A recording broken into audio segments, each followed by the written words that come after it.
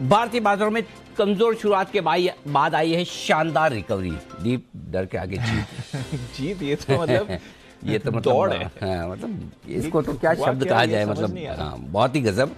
तो अकेले पूरी दुनिया भर में सबसे बेहतर सबसे मजबूत बाजार। स्वागत है आप सबका फाइनल ट्रेड में। आखिरी 1.5 घंटे के एक्शन पर रहेगा फोकस। नमस्कार, मैं हूं अनिल सिंघवी। और नमस्कार, मैं हूं दीपांशु भंडारी। समझेंगे अनिल जी कि आखिर ऐसा हुआ क्या है, क्या संकेत दिखा है बाजार को जो इतना बढ़िया रिवर्सल आ रहा है। समझेंगे तो तब ना, जब हम समझ पाए हों। ये तो मतलब कल क्या अमेरिका में हुआ वो समझ के बाहर था, आज क्या हिंदुस्तान में हुआ वो समझ के बाहर है। मतलब कोई अपने खराब से खराब सोच में ये नहीं सोच सकता था कि डाउ को 1400-1500 पॉइंट नीचे देखना पड़ेगा। और कोई अपनी अच्छी से अच्छी रिकवरी वाली सोच में सुबह ये नहीं सोच सकता था कि बैंक निफ्टी लाइफ हाई के नज़दीक पहुंच जाएगा। ऐसे माहौल में ये कमाल है, मतलब ये कमाल है बाजार का। इसीलिए बाजार को कहते हैं market is supreme, market is God. किसी की भी और हम सब की एक साथ जितनी बुद्धि चले उससे कहीं ज़्यादा बुद्धिमान अकेला बाजार है, इसलिए जय हो। बट ठीक है, अच्छा मूड माहौल है सीखने समझने के लिए, कमाने के लिए और बहुत कुछ एक्शन करने के लिए। आइए बता दें अब तक की बड़ी बातें आपको, उसके बाद बढ़ेंगे आगे। 250 पॉइंट की शानदार रिकवरी निचले स्तर से निफ्टी में दिखी। 18,000 के पार निकलकर टिकता हुआ सेंसेक्स और निफ्टी बैंक हजार पॉइंट रिकवर हो चुके हैं अपने ऊपरी लेवल से। और आपको देखकर ये आश्चर्य होगा कि निफ्टी कल के हाईज को भी पार करके ट्रेड करता हुआ दिख रहा है। 41,000 के पार पहुंचा है, सोचिए। और लाइफ टाइम हाई अब तक की जो सबसे बेस्ट मिली है उसके ऊपर ट्रेड कर रहा है। Can't believe it, right? But you have to believe it. सरकारी बैंकों में, सरकारी कंपनियों में खरीदारी है। एनबीएफसी मजबूत है, मेटल एफएमसीजी में शानदार तेजी है, सिर्फ एक आईटी है। तो आज के सेशन में हमारा जो प्रेडिक्शन सही निकला सिर्फ वो एक ही यही था कि आईटी नहीं चलेगा, बाकी सारे इधर उधर सब डावाडोल दाएं बाएं हो गए। आईटी नीचे, रियल एस्टेट नीचे। डाउ फ्यूचर्स करीबन 125 पॉइंट 150 पॉइंट अब ऊपर हो चुका है रिकवरी दिखाते हुए। और नैस्डैक फ्यूचर्स भी 80 पॉइंट ऊपर इस वक्त आपको नजर आएगा। तो यह है पूरा मूड माहौल इस वक्त भारतीय बाजारों का। अच्छा हुआ आज सुबह आपने बैंक निफ्टी के ऊपरी लेवल्स दे दिए। एक बताने के लिए दे दिया, अच्छा हुआ एटलीस्ट। और सारे के सारे लेवल्स आ गए सर, जो आप बोल रहे थे। 237 का लेवल इंपॉर्टेंट रहेगा, 41,237 का, क्योंकि लाइफ क्लोजिंग के ऊपर है। उसके ऊपर ही नहीं सर, उसके बहुत ऊपर गए, 41,400 पर है जो। तो लाइफ हाई से अब आप 250 अंक की दूर बैठे हैं। इसके बाद का लेवल जो था वो था दीप 41,350। मजे की बात देखिए, ये 41,350 का लेवल कल भी नहीं दिया। जब अच्छी खासी तेजी का मूड माहौल, तो आज तो कहां से देता। करेक्ट। सो 41,350 और 41,350 के बाद हल्की रुकावट का लेवल, रुकावट तो नहीं कहूंगा, नेक्स्ट लेवल 41,500 है, ठीक है। और उसके बाद का लेवल भी आप अगर 1 मिनट दें तो मैं आपको बता दूं कि नेक्स्ट लेवल कौन सा बड़ा है जो तो लाइफ हाई वाला ही लाइफ हाई के लिए। और वो 41,000 आई थिंक 680 है ना, 682 कुछ है जी हाँ। तो ओवरऑल इन लेवल्स की तरफ बैंक निफ्टी की बढ़ने की कोशिश आपको नजर आएगी। तो बढ़िया तेजी बैंक निफ्टी में आपको देखने 829 है लाइफ हाई। 41,829 830 मान लीजिए, 830 41,000 नहीं, इसको मैं मानूंगा 825। ये 25 वाला मेरा फेवरेट रहता है, बेटर रहता है, आपने कई बार देखा होगा। हाँ, और 41,225 था, 238 से मैंने 13 पॉइंट का। 225 के बाद 350 पार कर लिया। इसके बाद 500 है और 500 के बाद सीधा फिर 825 के आसपास का लेवल निकल कर आता है। ये है आपके लिए बैंक निफ्टी के लेवल। निफ्टी भी आप देख ही सकते हैं, अच्छी खासी मजबूत।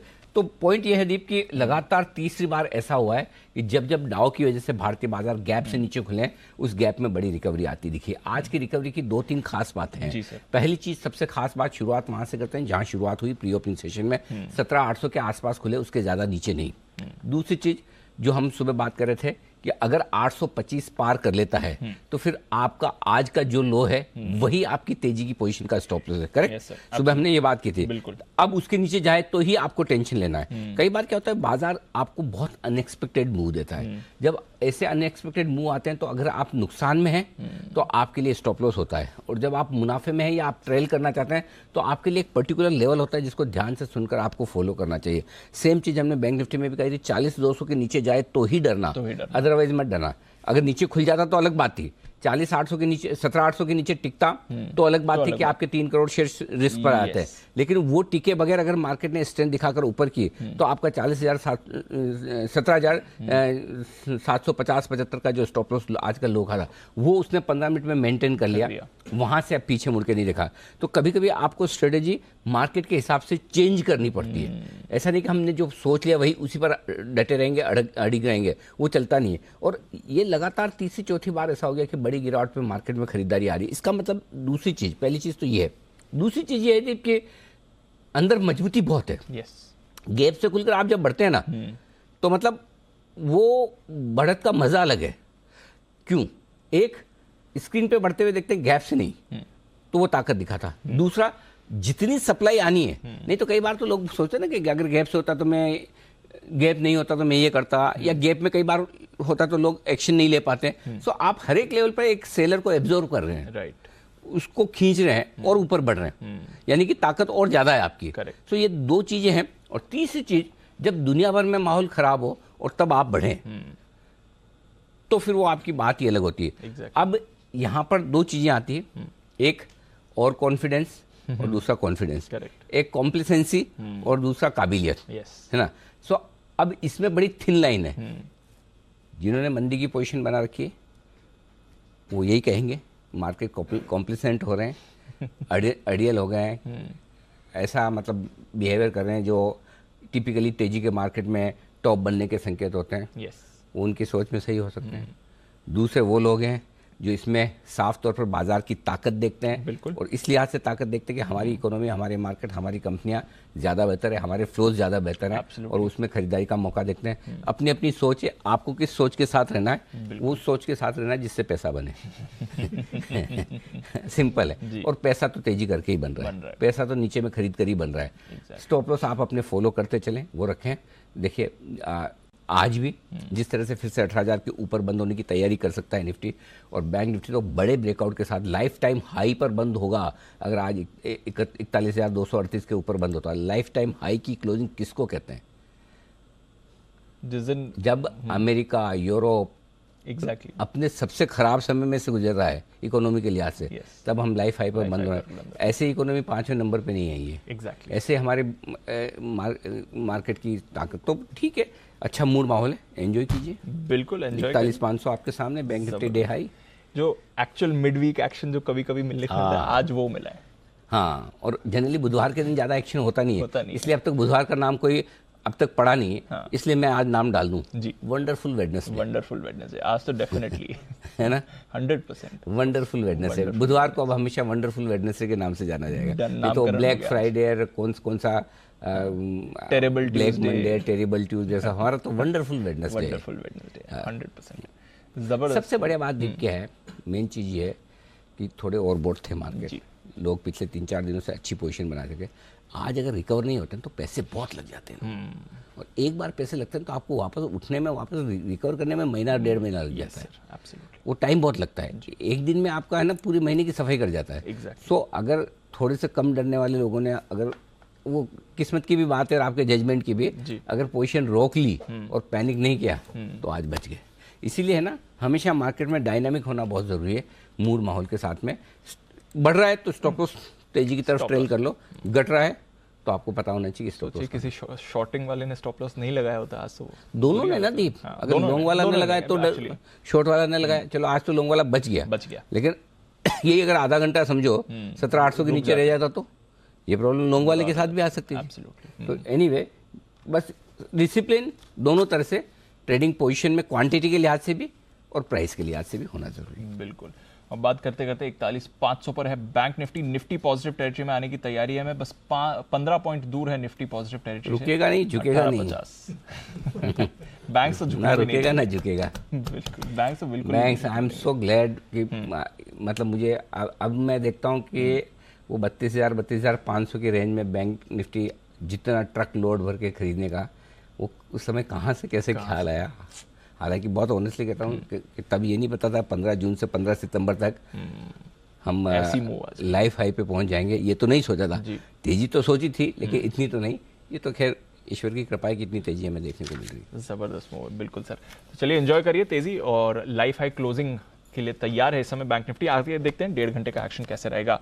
आइए खबर जो है वो भी जान लेते हैं एक बार, और साथ ही ट्रिगर्स भी जान लेते हैं। कुशल अरमान दोनों हैं तैयार। कुशल, गुड आफ्टरनून, बताएं ट्रिगर्स। गुड आफ्टरनून दीप। ट्रिगर्स के लिहाज से सबसे पहले तो आज वेरेंडा लर्निंग सॉल्यूशंस ये फोकस में रहेगा। फंड जुटाने पर कंपनी बोर्ड बैठक करने वाली है। साथ ही टाटा स्टील यहां पर भी डिबेंचर के जरिए कंपनी विचार करती हुई दिखेगी कितना अमाउंट रेज करती है। कैबिनेट की प्रेस कॉन्फ्रेंस है 3 बजे, तो यहां पर भी नजर रखिए। और यूएस के लिहाज से अगस्त महीने का जो पीपीआई डेटा है, प्रोड्यूसर प्राइस इंडेक्स, वो भी आता हुआ नजर आएगा। 15 सितंबर कल के दिन में लिस्टिंग होने वाली है तमिलनाडु मर्केंटाइल बैंक की। कुल सब्सक्रिप्शन 2.86 टाइम्स हुआ था इसका। साथ ही उज्जीवन स्मॉल फाइनेंस बैंक, यहां पर क्यूआईपी के इशू प्राइस पर कंपनी विचार करती हुई दिखेगी। साथ ही स्पेशलिटी स्टील के पीएलआई आवेदन का आखिरी दिन है कल, और लिबर्टी शूज अंतरिम डिविडेंड पर बोर्ड बैठक करने वाला है कल के दिन में। काफी सारे स्टॉक्स एक्स डेट होने वाले हैं, जिसमें सबसे पहला है बोनस शेयर जो जारी किया था भारत इलेक्ट्रॉनिक्स ने। साथ ही BHEL, IGL, National Aluminium, Nalco और जी एंटरटेनमेंट जो इन्होंने डिविडेंड का ऐलान किया था कल, वो एक्स डिविडेंड ट्रेड करते हुए दिखेंगे। यूएस के लिहाज से 2 और डेटा पॉइंट्स आने वाले हैं कल। अगस्त महीने का रिटेल सेल्स आंकड़ा और अगस्त महीने का ही इंडस्ट्रियल प्रोडक्शन डेटा पर भी नजर रखनी है। और अंत में 16 सितंबर शुक्रवार को हर्षा इंजीनियर्स इंटरनेशनल का आईपीओ बंद है, तो वो उसको सब्सक्राइब करने का आखिरी दिन है। कुल मिलाकर 755 करोड़ रुपए का ये आईपीओ है।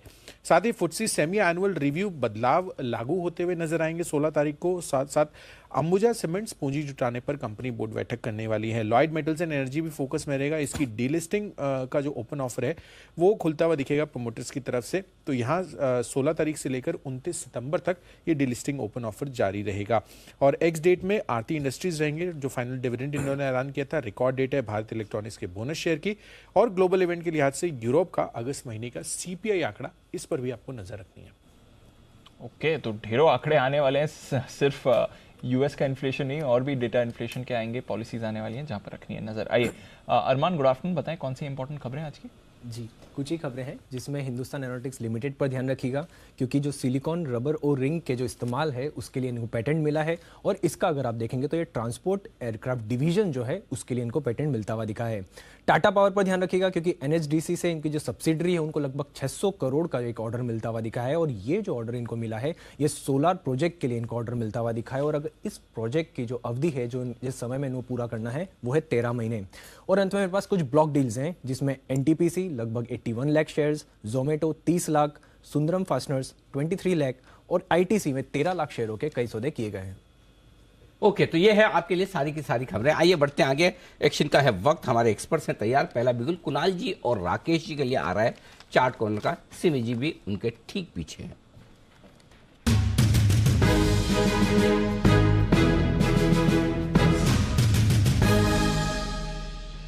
बताएं सर।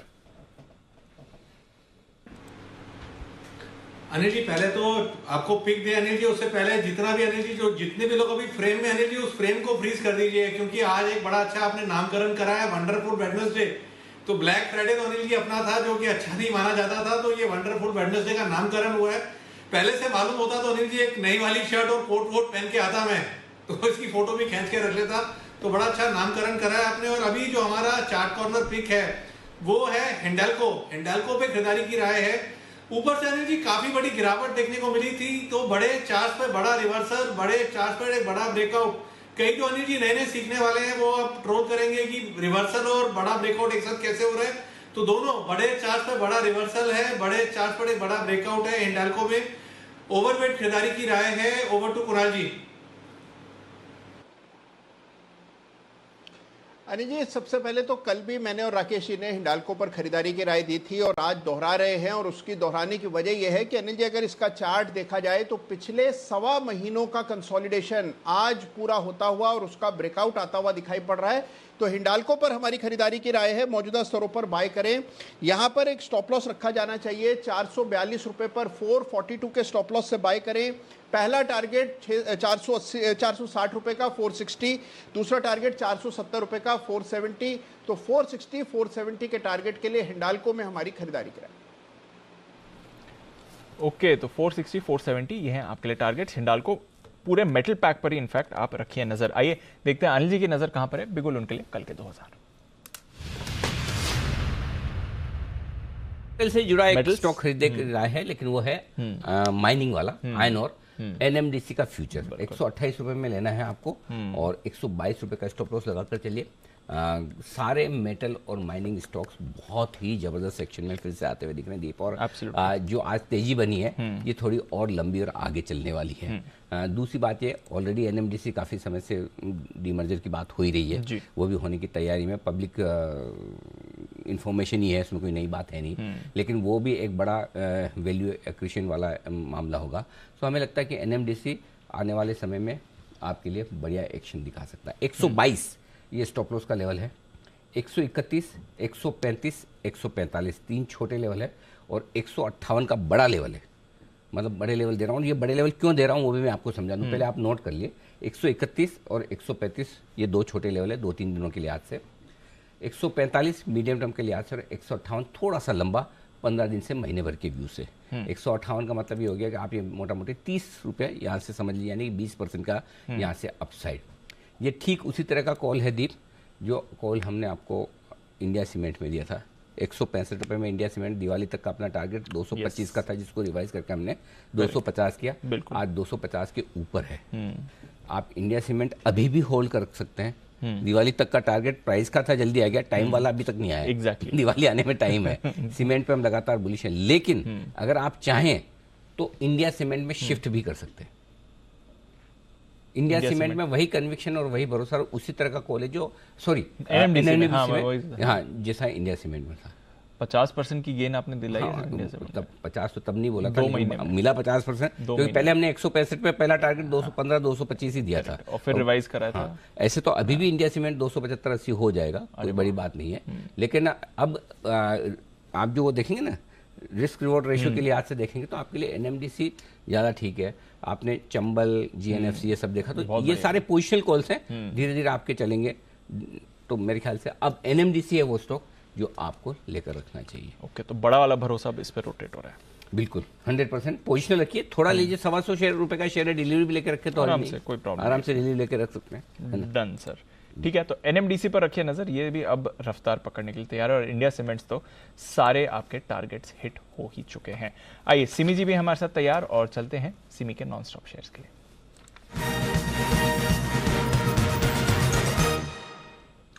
गुड आफ्टरनून सिमी जी, बताएं मैम। Good afternoon Deepanshu. आज बैंकिंग सेक्टर में भी मेरा फोकस है, सिर्फ मेटल देखने से चलेगा नहीं। बैंकिंग में बहुत सारे स्टॉक सुबह से बाजिंग था, स्टेट बैंक लीड किया था। अभी एक प्राइवेट बैंक जो लीड करेगा, जिसमें पार्टिसिपेशन नहीं था सुबह से, अभी इसमें भी एक ब्रेकआउट आ रहा है। स्टॉक का नाम है कोटक बैंक। फोकस में रहना चाहिए, ह्यूज ब्रेकआउट यहाँ पे भी देखने को मिला है। 2000 का मिनिमम टारगेट होगा, 1965 के आसपास कैश का भाव है, तो करंट लेवल पर खरीदने का सलाह होगा। 1950 के नीचे स्टॉप लॉस लगाएंगे।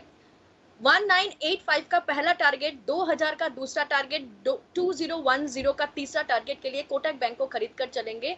कल तक वेट करेंगे, सारे टारगेट्स कल तक आ जाएगा। सारे बैंक्स आज बजिंग हैं, तो कोटक चला नहीं है, ये अभी पार्टिसिपेट करने लगेगा। तो कोटक मेरे तरफ से होगा पहला बीटीएसटी। ओके, तो कोटक महिंद्रा बैंक यहाँ पर खरीदारी करने के लिए आए सिमी जी की तरफ से। चला नहीं है सिमी जी, 2.25% ऊपर है कोटक महिंद्रा, निफ्टी का स्टॉक है, चला नहीं। बाकी सारे बैंक्स जितना चला है, कोटक तो जस्ट अभी अभी चालू किया है अनिल जी, ये भी चलेगा। और इसमें कॉन्फिडेंस भी बहुत ज्यादा ही है अनिल जी, क्योंकि इसका एक कारण है, बताओ या आप ही बताएंगे मेरे लिए? बताइए।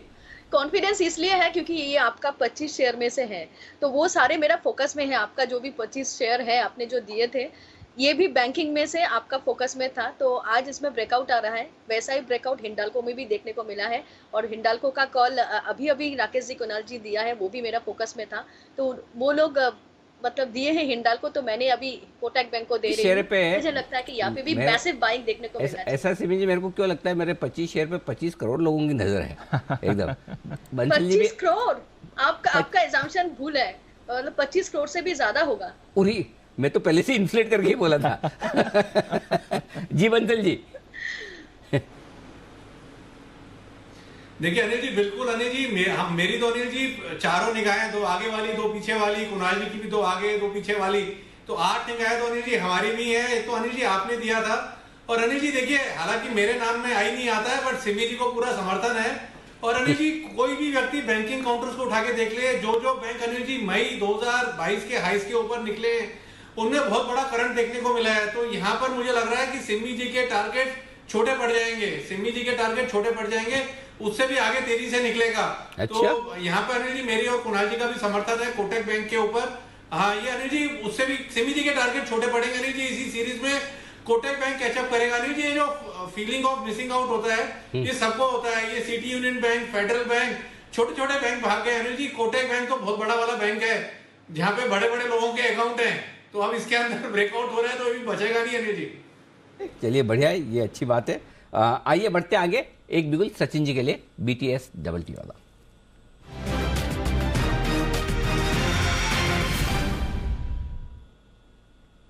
बताएं sir. Good afternoon Anil ji, good afternoon Deepanshu. Anil ji, यहाँ पर मेटल्स में से टाटा स्टील पे ही नजर है। इनफैक्ट काफी दिनों के बाद इसने अपने 200 डे एक्सपोनेंशियल मूविंग एवरेज को रिकॉन्कर किया है। जिस तरीके से ये ब्रेकआउट हुआ है लगभग 12 दिन के क्लस्टर का, तो मुझे लग रहा है यहाँ पर मोमेंटम 1-2 दिनों के लिए कंटिन्यूड रहना चाहिए। तो 116 के लक्ष्य के लिए यहाँ पर फ्रेश खरीदारी की जा सकती है टाटा स्टील में। स्टॉप लॉस आपको 108 पे लगाना है फ्यूचर्स में। एंड डिस्क्लेमर डिस्क्लोजर यही होगा कि हमने हमारे क्लाइंट्स को भी ये पर्टिकुलर सेटअप डिफाइन किया हुआ है 100 के कॉल ऑप्शन द्वारा। तो मुझे लग रहा है यहाँ पर मोमेंटम काफी तेज होने वाला है अगले कुछ दिनों के लिए मेटल पैक में, उसमें से टॉप पिक होगा टाटा स्टील। ओके, तो ये है आपके लिए राय इस वक्त आती हुई टाटा स्टील पर किरण जी की तरफ से। आइए बढ़ते आगे, और अब वक्त है एक बड़ी खबर का। चाइनीज शेल कंपनियों के खिलाफ सरकार ने एक्शन तेज कर लिया है। ऐसी एक कार्रवाई से जुड़ी एक्सक्लूसिव खबर लेकर हमारे साथ कार्यक्रम में शामिल हो रहे हैं तरुण शर्मा, हमारे संवाददाता नई दिल्ली से। तरुण, बताइए चाइनीज कंपनियों पर किस तरह का एक्शन हो रहा है सरकार का? बिल्कुल, सरकार का बड़ा एक्शन चाइनीज़ कंपनीज पे चल रहा है। पिछले हफ्ते हमने बताया था कि ministry of corporate affairs action ले रही है, और आज इन्फोर्समेंट डायरेक्टरेट का ऑपरेशन चल रहा है। दिल्ली, मुंबई, गुड़गांव, लखनऊ के शहरों में इन्फोर्समेंट डायरेक्टरेट का ऑपरेशन चल रहा है। करीबन 2 दर्जन जगहों पे इन्फोर्समेंट डायरेक्टरेट एक्शन ले रहा है, और ये एक्शन उन लोगों पे लिया जा रहा है जो चाइनीज़ कंपनी बनाने के फैसिलिटेटर हैं, और कुछ पेमेंट गेटवेज कंपनीज पे भी एक्शन लिया जा रहा है। लेकिन वो एक्शन इसलिए लिया जा रहा है पेमेंट गेटवे कंपनीज पे क्योंकि कुछ लोगों ने, चाइनीज़ जो कंपनीज हैं, उन्होंने अपना पैसा इन गेटवे को यूज़ करके बाहर भेजा है। इस वजह से उनके अकाउंट्स को फ्रीज करने के लिए इन्फोर्समेंट डायरेक्टरेट जो है की टीम जो है वो कई पेमेंट गेटवेज कंपनीज के ऑफिस में, हेडक्वार्टर्स में पहुंची हैं। और जो ये पेमेंट गेटवेज हैं, इनका नोएडा में ऑफिस है, गुड़गांव में ऑफिस है, उन सभी के ऑफिस में इन्फोर्समेंट डायरेक्टरेट पहुंची है। ये तो एक तरफ का एक्शन हुआ। ये एक्शन उन कंपनीज पे है जो सरकार ने पहले लिस्टेड कर ली थी, उन पे जांच हो चुकी थी। मिनिस्ट्री ऑफ कॉर्पोरेट अफेयर्स ने अपनी जांच कर ली थी, इनकम टैक्स ने अपनी जांच करी, इन्फोर्समेंट डायरेक्टरेट भी समय समय पे कार्रवाई करता रहता है। लेकिन अब सरकार ने एक नई लिस्ट तैयार करी है। 900 नई चाइनीज शेल कंपनीज की लिस्ट तैयार हुई है, जो कि अब सर्कुलेट की जाएगी बाकी इन्वेस्टिगेशन एजेंसीज को। जिस तरीके से हमने देखा कि पहले 500 कंपनीज की लिस्ट तैयार की गई थी और सभी इन्वेस्टिगेशन एजेंसीज ने उस पर एक्शन लिया था, और अब नई 900 कंपनीज की लिस्ट को तैयार किया गया है, और अब बड़ी कार्रवाई यहाँ पे देखने को मिलेगी। लेकिन अपने दर्शकों को मैं बताना चाहूँगा कि ये सब जी बिजनेस की हफ्ता वसूली के बाद हो रहा है। हमने सरकार को चेताया, हमने इन्वेस्टर्स को चेताया, हमने डिजिटल लैंडिंग कंपनीज को बताया कि जो आप कर रहे हैं वो गलत है। ठीक बात है। तो जी बिजनेस का ऑपरेशन हफ्ता वसूली के बाद से लगातार डिजिटल लैंडिंग ऐप्स और साथ ही साथ चाइनीज़ कंपनियों पर एक के बाद एक्शन हुआ। और तरुण, आप सही कह रहे हैं, अब पूरी देश भर में लगभग सारे प्रिंट और डिजिटल मीडिया, चाहे और टेलीविज़न जो न्यूज़ चैनल्स है, सब कवर कर रहे हैं। आज से 2 साल पहले कोई देखता नहीं था जब मॉरेटोरियम था। यही वक्त था दीप, इनफैक्ट इससे 2 साल से भी ज़्यादा हमने मई में किया था, मई 2020 में। और उसके बाद उसका सेकंड पार्ट आया चाइनीज़ कनेक्शन का, और आज देखिए चाइनीज़ कनेक्शन का सेकंड पार्ट आने के बाद 2 साल बाद तक अब एक्शन हो रहा है, गिरफ्तारियाँ हो रही है, और अब समझ में आ रहा है कि किस तरह से चाइना का पैसा इन सारी कंपनियों में लगा था। बहुत ही बेहतरीन खबर आप लेकर आए तरुण, बहुत बहुत धन्यवाद इस बेहतरीन खबर के लिए और हमारे दर्शकों तक पहुँचाने के लिए। आइए हमारे साथ किरण जी भी तैयार है। किरण जी, एक और स्टॉक है जिस पर मैं राय लेना चाहता हूं, और ये भी बड़े एक्शन के लिए तैयार होता हुआ दिख रहा है, क्योंकि टाटा स्टील, हिंडाल्को, इन सब पर वेदांता एक्शन में, एनएमडीसी में, नैल्को, ऐसा लग रहा है कि क्या ये स्टॉक भी तैयार है अपनी उड़ान भरने के लिए? जरा चार्ट्स देखिए इसके, क्या मजबूत है और भागने को तैयार? अनिल जी, नैल्को पे 145 के करीब आशीष जी जो हमारे मेरे कलीग है, उन्होंने नेशनल एल्यूम पे बाय रिकमेंडेशन दी थी, बहुत एग्रेसिव होके बात की थी। एंकर आशीष थे, आशीष चतुर्वेदी, और उधर से उन्होंने पहला टारगेट 90, दूसरा टारगेट 95 ये दिया हुआ है। तो मेरा मानना है कि ये बिल्कुल बहुत ही स्ट्रांग बाय कॉल है। आपका स्टॉप लॉस अभी अगर आप, मैं कैश लेवल्स की बात कर रहा हूँ, 8150 का रखना चाहिए। 8350 पे ट्रेड कर रहा है। 90 और 95 के हमारे ओर से टारगेट्स है नैल्को पे। ये है आपके लिए राय नैल्को पर भी। और by the way Anil ji, बात करते करते निफ्टी भी देख लीजिए सर। बैंक निफ्टी तो है ही ऊपर, निफ्टी अब पॉजिटिव टेरिटरी में कल के हाई के ऊपर आ कल गया। के हाई के ऊपर आ गया, कल के क्लोज के ऊपर आया, पॉजिटिव टेरिटरी में वही आ गया ना। यस, एक्शन वहां पर भी निफ्टी में भी बन चुका है जबरदस्त। और बैंक निफ्टी तो खैर अब 41,600 के लेवल पर आपको आने की तैयारी में दिख रहा है। आइए, अविनाश जी भी हमारे साथ हैं। अविनाश जी, जबरदस्त रिकवरी है। मेटल्स में क्या चल रहा है सर? क्योंकि डॉलर इंडेक्स ऊपर गया है, बेस मेटल्स में थोड़ा प्रेशर पड़ा था, बट आज ये मेटल स्टॉक सारे ऐसा इतना बड़ा ब्रेकआउट क्यों दिखा रहे हैं सर? दीपांशु, देखिए, मुझे लग रहा है कि अभी जो चिंताएं यूरोप में है कि एनर्जी क्राइसिस के कारण काफ़ी ऐसे यूरोपियन स्टील कंपनीज है जहां पे प्रोडक्शन अभी वायबल नहीं हो रहा है। मेरे ख्याल से मार्केट्स को ऐसा लग रहा है कि शायद यूरोप में काफ़ी प्लांट क्लोजर्स होंगे। इनफैक्ट रेन इंडस्ट्रीज ने ऑलरेडी ऑफिशियली कहा था कि वो अभी प्रोडक्शन कर नहीं सकते, तो ये एक्सचेंज पे उन्होंने नोटिस बताई थी। तो ऐसे ज़्यादा से ज़्यादा मुझे लग रहा है कि प्लांट क्लोजर्स अगर यूरोप में होते हैं तो ऑब्वियसली मेटल सेक्टर के लिए अच्छी बात है, स्पेशली इंडियन कंपनीज के लिए, क्योंकि डिमांड कहीं ना कहीं से तो केटर होगी। हमारे इंडियन कंपनीज के लिए अच्छी बात है कि कैपेसिटी भी है, इनकी क्वालिटी भी काफ़ी अच्छी है, तो डेफिनेटली इससे प्राइसेस में इजाफा होगा और इन कंपनीज को वॉल्यूम का शेयर ज़्यादा बढ़ेगा। तो शायद यही कारण है कि आपने सारे मेटल कंपनी जैसे हिंडाल्को, टाटा स्टील, JSW, इसमें काफ़ी अच्छी तेजी देखने को मिली है। और ये मेरे ख्याल से आने वाले दिनों में और थोड़ा तेज हो सकते हैं, depending on what global macro news आपको मिलती है यूरोपियन फ्रंट से। शेयर पर अविनाशी की तरफ से राय। आइए बिगुल जय के लिए जय का जैकपॉट।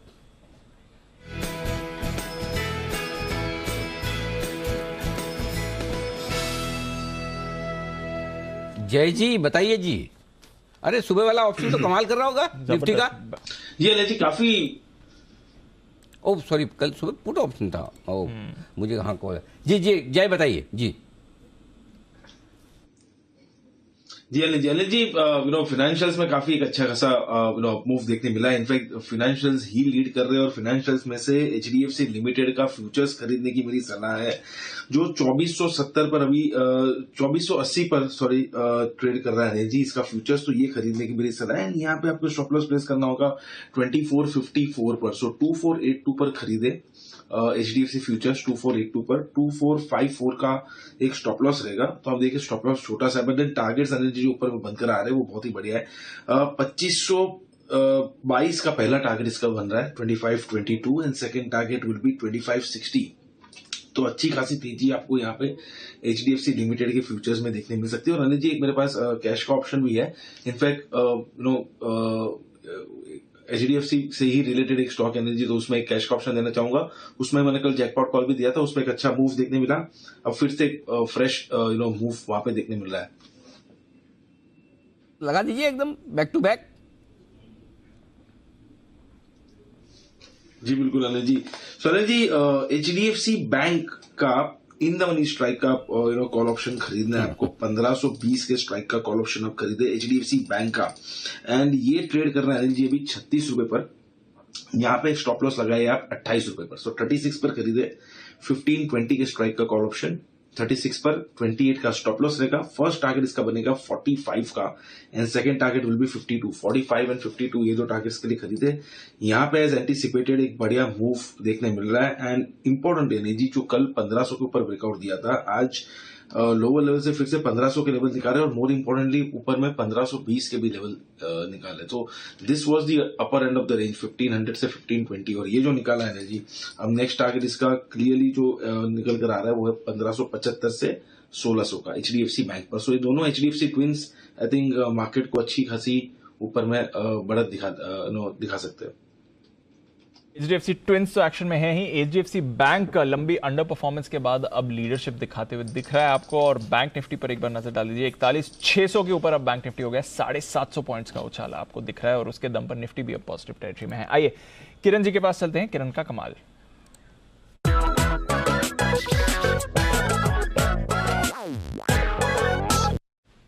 बताएं किरण जी। बिल्कुल दीप, आपने जैसे कहा बहुत ही शानदार मूव हमें बैंक निफ्टी में देखने को मिल रहा है। 41,500 का एक बहुत ही इंपॉर्टेंट बैरियर इसने क्रॉस किया, तो बैंकिंग स्टॉक्स में ही हमें ढूंढना चाहिए जहां पे अच्छी खासी शॉर्ट कवरिंग आएगी। तो मैं एक ऑप्शन स्ट्रेटेजी सजेस्ट कर रहा हूँ बंधन बैंक में। बंधन बैंक का 310 का कॉल ऑप्शन जो कि अभी करंट मार्केट प्राइस है उसमें लेना चाहिए। अभी लगभग 11 रुपए 70 पैसे के आसपास ट्रेड हो रहा है। आपका स्टॉप लॉस 9 रुपए का होना चाहिए और पहला टारगेट 18, दूसरा टारगेट 21, ये आज या कल तक देखने को मिल जाना चाहिए। इसका रीजन ये है, पहले तो एक असेंडिंग चैनल का बहुत अच्छा ब्रेकआउट देखने को मिल रहा है बंधन बैंक में, और उसके चलते मेरा जो टेक्निकल टारगेट्स आते हैं वो पहला 318 और दूसरा 324 और तीसरा 330। तो ये 3 टारगेट्स के लिए आपको बंधन बैंक में स्टॉप लॉस और ट्रेलिंग स्टॉप लॉस का इस्तेमाल करते हुए ये टारगेट्स अचीव होते हैं हम देखने को मिल पाएंगे आते 1 से 2 दिनों में। तो बंधन बैंक पर रखिए नजर, ऑप्शंस के जरिए करिए ट्रेड। आइए बिगुल BTSTT का सचिन जी के लिए।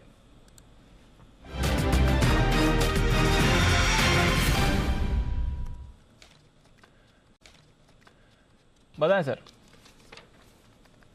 वापस सीमेंट स्टॉक्स में एक अपमूव नजर आ रही है। जिस तरीके से सुबह से यहाँ पर एक मोमेंटम बना है, मुझे लग रहा है अल्ट्राटेक सीमेंट में वापस एक अपमूव बन रही है।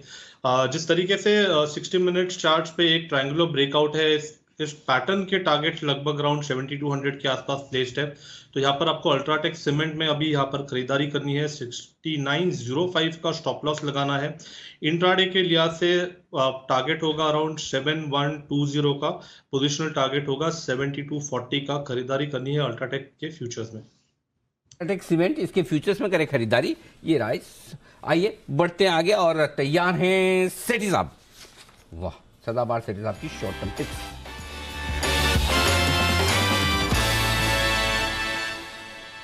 सेठी साहब सुस्वागतम। बताएं सर, कैश के स्टॉक ही खरीदेंगे आप तो? हाँ, बिल्कुल।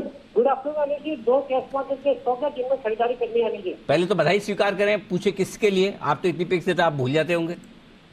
हाँ अनिल जी, बताइए किसके लिए? सबसे बढ़िया स्टॉक आज कौन सा भागा हुआ है जो आपने सोमवार या मंगलवार को दिया था? वेदांता। सोमवार की शाम को। Correct Anil ji, thank you so much. आप ये मत सोचे कि मैं शाम वाले शो में आप कुछ भी देखे जाओ, मुझे पता नहीं चलता। मैं योगा करते वक्त वो भी देखता हूँ। मेरे ट्रेनर बोलते हैं कि बाकी सब लोग तो म्यूजिक सुनते हैं, आप, मैंने कहा मेरा यही म्यूजिक है। बिजी चल रहा है, इससे बढ़िया म्यूजिक क्या है मेरे लिए। तो मैं जब मेरा शाम को 7 साढ़े 7 वाला जो ये शो होता है ना, तब हाँ सेठी साहब, जैन साहब, हमारे सारे एक्सपर्ट जो होते हैं, मैं चला के थोड़ा मतलब कम आवाज कम रखता हूँ, ये म्यूट कर देता हूँ, लेकिन देखते रहता हूँ। बराबर है सर? बिल्कुल अनिल जी, थैंक यू आपको याद रखने के लिए और फॉलो करते हैं अनिल जी।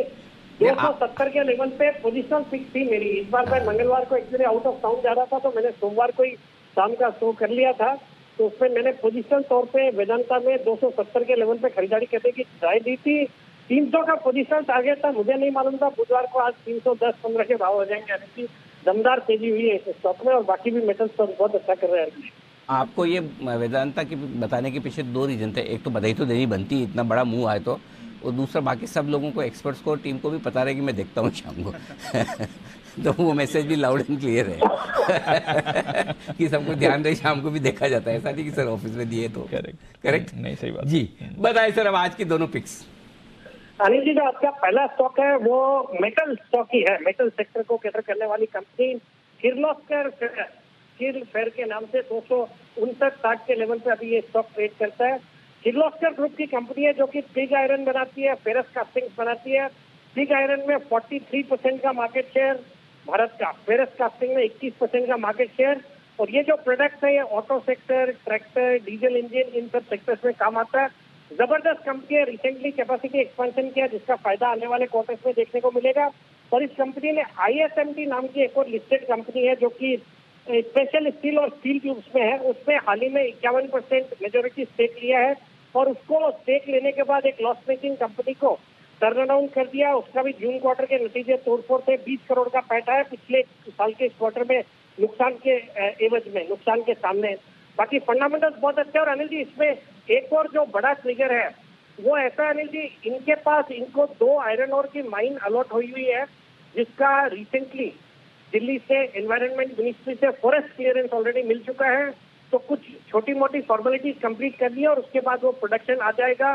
उससे 3.5 लाख टन आयरन ओर की कैपेसिटी इनकी आएगी, जो कि इनके लिए एक बैकवर्ड इंटीग्रेशन का होगा, तो उससे मार्जिन में फर्दर इंप्रूवमेंट होगा। मुझे लगता है ये स्टॉक बहुत ही सस्ते वैल्यूएशन पे करंट लेवल्स पे ट्रेड करता है। FIS DIs भी अराउंड 9-10% स्टेक ओन करते हैं, जिसमें HDFC है, IDFC है। तो यहाँ पे ये जो लेवल्स है 258-59 इनमें खरीदारी करने की सलाह है। 275 का शॉर्ट टर्म टारगेट, 250 का स्टॉप लॉस। बाकी लॉन्ग टर्म पे ये स्टॉक मुझे बहुत ही तेजी वाला स्टॉक लगता है। क्या बात है, गजब। और जुड़ा हुआ भी आपके लिए पूरा मेटल की तरफ से। तो ये है किर्लोस्कर फेरस, जो स्टॉक है जबरदस्त एक्शन में तैयार होता दिखा है और कुछ बड़े डेवलपमेंट जीपीसी स्टॉक के लिए होते दिखे पिछले कुछ दिनों में। तो उस लिहाज से तेजी बना। मुझे लग रहा है एक ही इसमें प्रॉब्लम है जी कि सेठी साहब के टारगेट बहुत छोटे हैं। बिल्कुल सेठी साहब, आपके लेवल के हिसाब से, कंपनी के लेवल के हिसाब से और मार्केट के मूड और लेवल के हिसाब से टारगेट छोटे लग रहे हैं मुझे। 300 तो हो ही जाने चाहिए।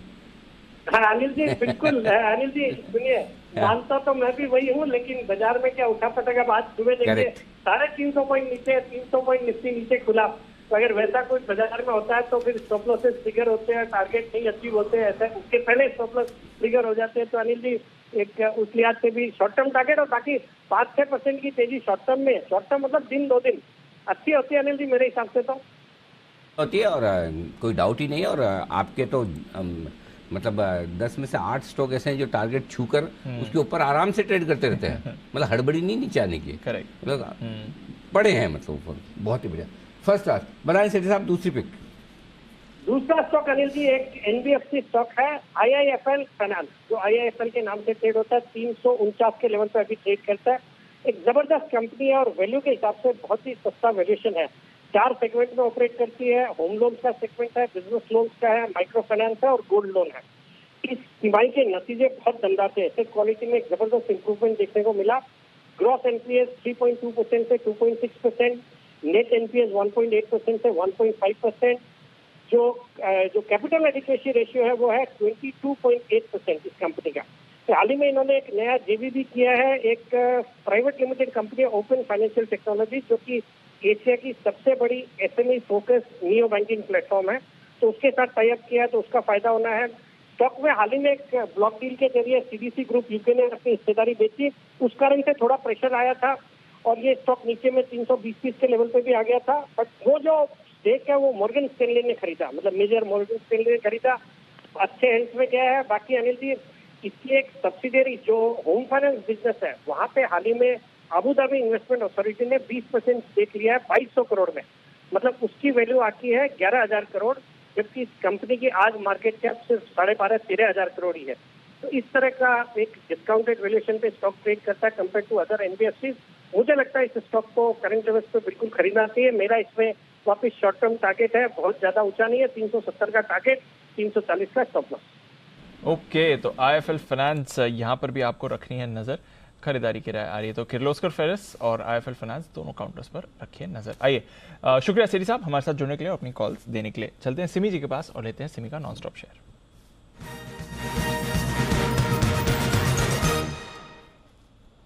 बताएं सिमी जी। दीपांशु, एक के बाद एक बैंकिंग स्टॉक ही नजर में आ रहा है। कोटक के बाद अब जो मेरा नजर में आया है वो है AU small finance bank, AU bank का जिसका कोड है। ये स्टॉक मैंने पहली बार, मतलब इस सीजन में पहली बार मैंने विघ्नहर्ता पिक में शामिल किया था। मेरा विघ्नहर्ता पिक 30 अगस्त को मैंने दिया था, तब 640-638 के आसपास मैंने दिया था और तभी मैंने टारगेट दिया था 750 का, क्योंकि मुझे लगा था कि ये एकदम लोअर लेवल से घूम रहा है। मिनिमम 100 पॉइंट का रैली तो 2 से 3 महीने में पॉसिबल था। अब ये 680 के आसपास आ चुका है। तो यहाँ पे मुझे लगता है कि जितना बढ़िया सा ब्रेकआउट बैंक निफ्टी ने दिया है, क्योंकि मुझे लगता है कि बैंक निफ्टी का आज सुबह इतना बड़ा गिरावट नहीं होता तो बैंक निफ्टी का जो लेवल आज था वो तो मुझे लग रहा है कि आज सुबह ही खुलते ही बैंक निफ्टी 41,600 से 800 के बीच में आ जाता। यही मेरा टारगेट था। अभी नीचे खुल गया, वापस एंट्री लेने का मौका मिल गया। 4160-80 के बीच में आ चुका है बैंक निफ्टी। यहाँ पे चाहे तो कोई प्रॉफिट भी बुक कर सकता है, उसमें कोई प्रॉब्लम नहीं है। पर जितना बढ़िया सा ब्रेकआउट एक एक बैंकिंग स्टॉक में दिया है, मुझे लगता है कि बैंक निफ्टी यहाँ पे भी रुकेगा नहीं, ये आगे ऊपर ही जाएगा।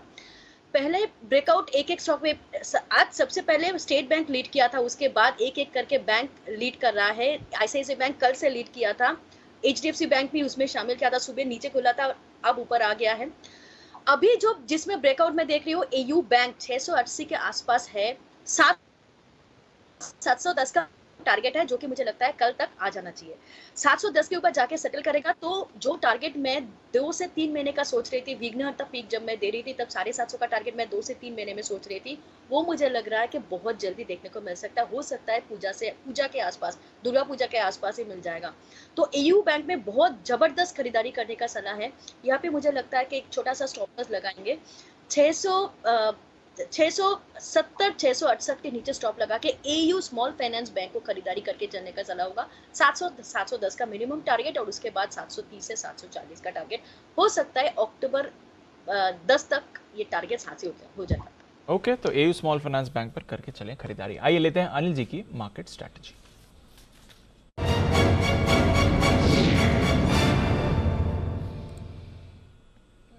कल की 1300 पॉइंट की गिरावट के बाद आज 150 पॉइंट की recovery Anil ji Dow futures दिखा रहा है। आधा % ऊपर, एग्जैक्टली 150 पॉइंट ऊपर डाउ फ्यूचर्स दिख रहे हैं। नैस्डैक फ्यूचर्स में भी आपको आधे % की रिकवरी दिख रही है। यूरोप के बाजार सुस्त खुले थे क्योंकि कल अमेरिका की भारी गिरावट से पहले बंद हो गए थे, बट यूरोप के बाजारों में भी रिकवरी आ चुकी है। फ्रांस पॉजिटिव टेरिटरी में आ गया है, जर्मनी पॉजिटिव टेरिटरी में आने की तैयारी में है, यूके में अभी आपको फिर भी आधे % का दबाव दिख रहा है। कच्चा तेल $93 पर है, 2 दिन में कहीं नहीं गया, घुमा फिरा के इसी लेवल पर दिख रहा है। And of course Anil ji, Asia की अगर आप बात करेंगे तो 2 से 2.5% नीचे एशिया के बाजार थे। हमारे बाजार तो of course smart out performance दिखा रहे हैं। 700 पॉइंट ऊपर बैंक निफ्टी। क्या करना है सर? क्या करना है? कोई शक? क्या करें? अब तो तेजी करनी थी, इसमें कोई बचा ही नहीं है, मतलब कि कोई ऑप्शन ही नहीं है कि आपके इसके अलावा आप कुछ और सोचे भी। तो बेसिकली पॉइंट सिंपल है, जिस तरह की रिकवरी हुई है और जिस तरह की स्ट्रेंथ हम दिखा रहे हैं, अब तो ठीक है ग्लोबल मार्केट्स भी पार्टिसिपेट करें। सबसे बड़ी बात क्या है दीप की, लगातार दूसरे दिन मार्केट 18,000 के ऊपर निफ्टी पर बंद होंगे। बैंक निफ्टी पूरी तैयारी के लाइफ टाइम हाई के ऊपर क्लोजिंग बेसिस पर, क्योंकि लाइफ टाइम में 41,829-30 का जो भी 838 का जो भी है, 41,800 मान लो राउंड फिगर में। तो आई थिंक अब हल्की सी बाधा तो बची, वहां तक पहुंचने की तैयारी बैंक निफ्टी की है ही। और लाइफ हाई पर क्लोज हो रहा है तो कमजोर क्या है, कहाँ है। मैं आज कल के 2001 और देने की तैयारी में, उससे पहले एक बार जरा आपको लेवल्स बता दूं। बचे हुए समय के लिए पूरी संभावना है कि आप 18,000 के नीचे बंद नहीं होंगे। 18,000 के पुट पर 80 लाख शेयर हैं, कॉल्स पर 60 लाख शेयर है। अगर बचे हुए समय में आप 75 पॉइंट नीचे आ भी गए तो ये कॉल राइटर आज ज़्यादा तकलीफ में है, काटने की जल्दबाजी में वो है, न कि पुट राइटर। ठीक है, पहली चीज़। दूसरी चीज़ ये है कि 18,100 के आसपास हल्की फुल्की रुकावट है, बड़ी नहीं है, बहुत ही छोटी रुकावट है। सिर्फ 67 लाख शेयर हैं जो पार करें तो आप 18,125 से 18,175 आज ही पहुंचने की कोशिश कर सकते हैं। आज का टारगेट 18,125 तक का खुलता हुआ नजर आ रहा है, यानी कि यहाँ से भी 50 पॉइंट की जगह बची है। पहली चीज। दूसरी चीज एक और बता दूं दीप की, डे हाई पर आप क्लोज होंगे, ये डेटा साफ नजर आ रहा है। तो आप दिन के निचली आज भी तरफ, हाँ आज भी डे हाई पर क्लोज होंगे, ये साफ दिख रहा है। क्योंकि पहले आज भी कल पहले ये था कि 18,000 के कॉल राइटर्स शॉर्ट हो गए, हाईएस्ट ओपन इंटरेस्ट वो काट लेंगे। अब आज नए कॉल राइटर्स और शॉर्ट हो गए, 17,800 के बाद 17,900, 18,000 हर एक लेवल पर बहुत बढ़ गया, बहुत बढ़ गया, उस चक्कर में और शॉर्ट हो गए। तो ये रुकने वाला नहीं है, आज डे हाई पर क्लोज करेगा आपके लिए। ये सिंपल सा फॉर्मूला आपको दिख रहा है। तो बचे हुए समय में 3 बजे तक का जो लेवल है 18,000 के नीचे आए तो ही खराब होंगी, जिसकी संभावना कम है।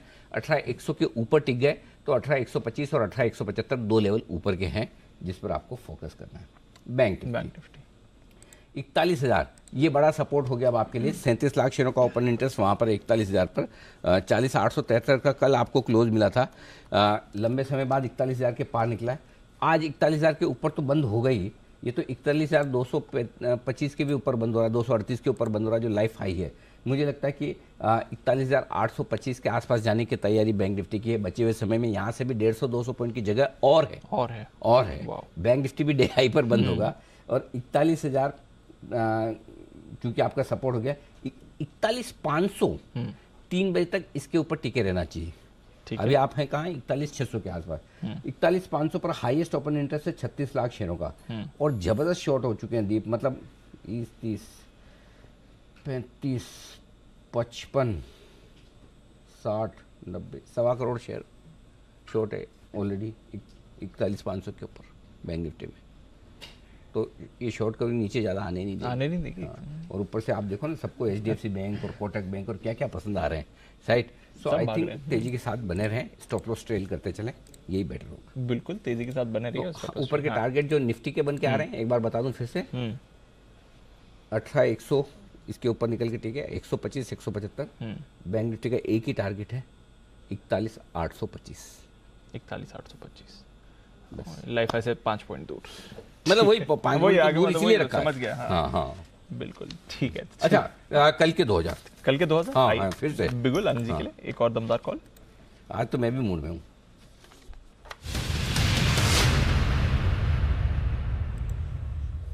जी सर। आरबीएल बैंक के फ्यूचर्स में खरीदारी करने की राय है। 132 रुपए के आसपास आरबीएल बैंक का फ्यूचर ट्रेड कर रहा है, ये लीजिएगा आप।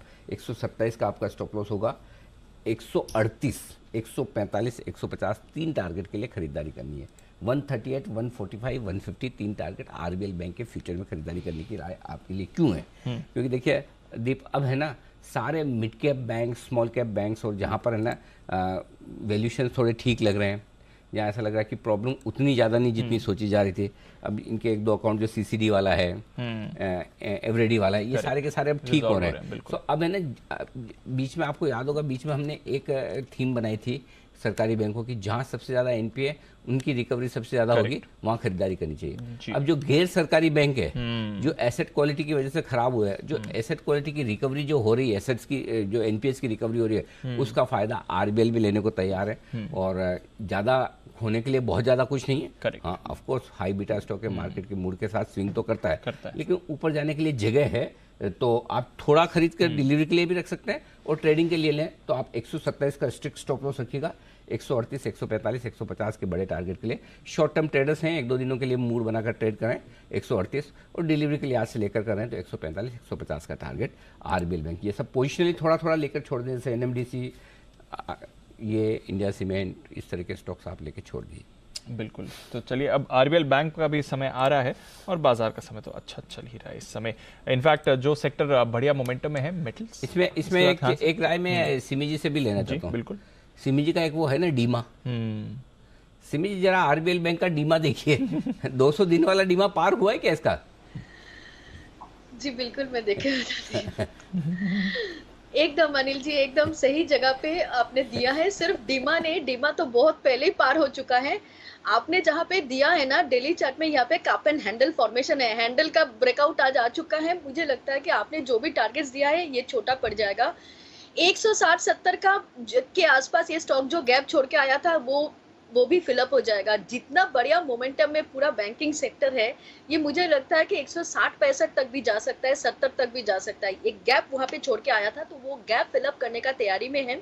एकदम लोअर लेवल से बहुत अच्छा फॉर्मेशन है, एकदम घूम के आया है, और ब्रेकआउट के बाद एक छोटा सा कंसोलिडेशन था, उसको हैंडल कहते हैं, हैंडल का ब्रेकआउट आ चुका है। तीनों डेमा जो है ना आपका, मूविंग एवरेजेस जो है सारे 50, 100 एंड 200 डेमा जो मैं फॉलो करती हूँ, सारे डेमा पार कर चुका है। तो इसमें कोई टेंशन नहीं है, ये यहाँ से बहुत अच्छा तेजी पकड़ सकता है। ओके, तो ये है, सारे डेमा पार हो गए हैं। मैंने कहा डेमा के बारे में पूछना सिमी जी को ठीक है, ऐसा मुझे लगा हाल ही के दिनों का हाई लेवल निकाया, तो कौन सा मूविंग एवरेज, कोई सा मूविंग एवरेज तो पार हुआ ही होगा। तो चलिए, सिमी जी ने भी मोहर लगा दी कि कोई एक डीमा पार नहीं, सारे पार हुए, बहुत बढ़िया, वेरी नाइस। आइए बढ़ते आगे, और अब वक्त है आपके लिए बसीन साहब से मुलाकात करवाने का।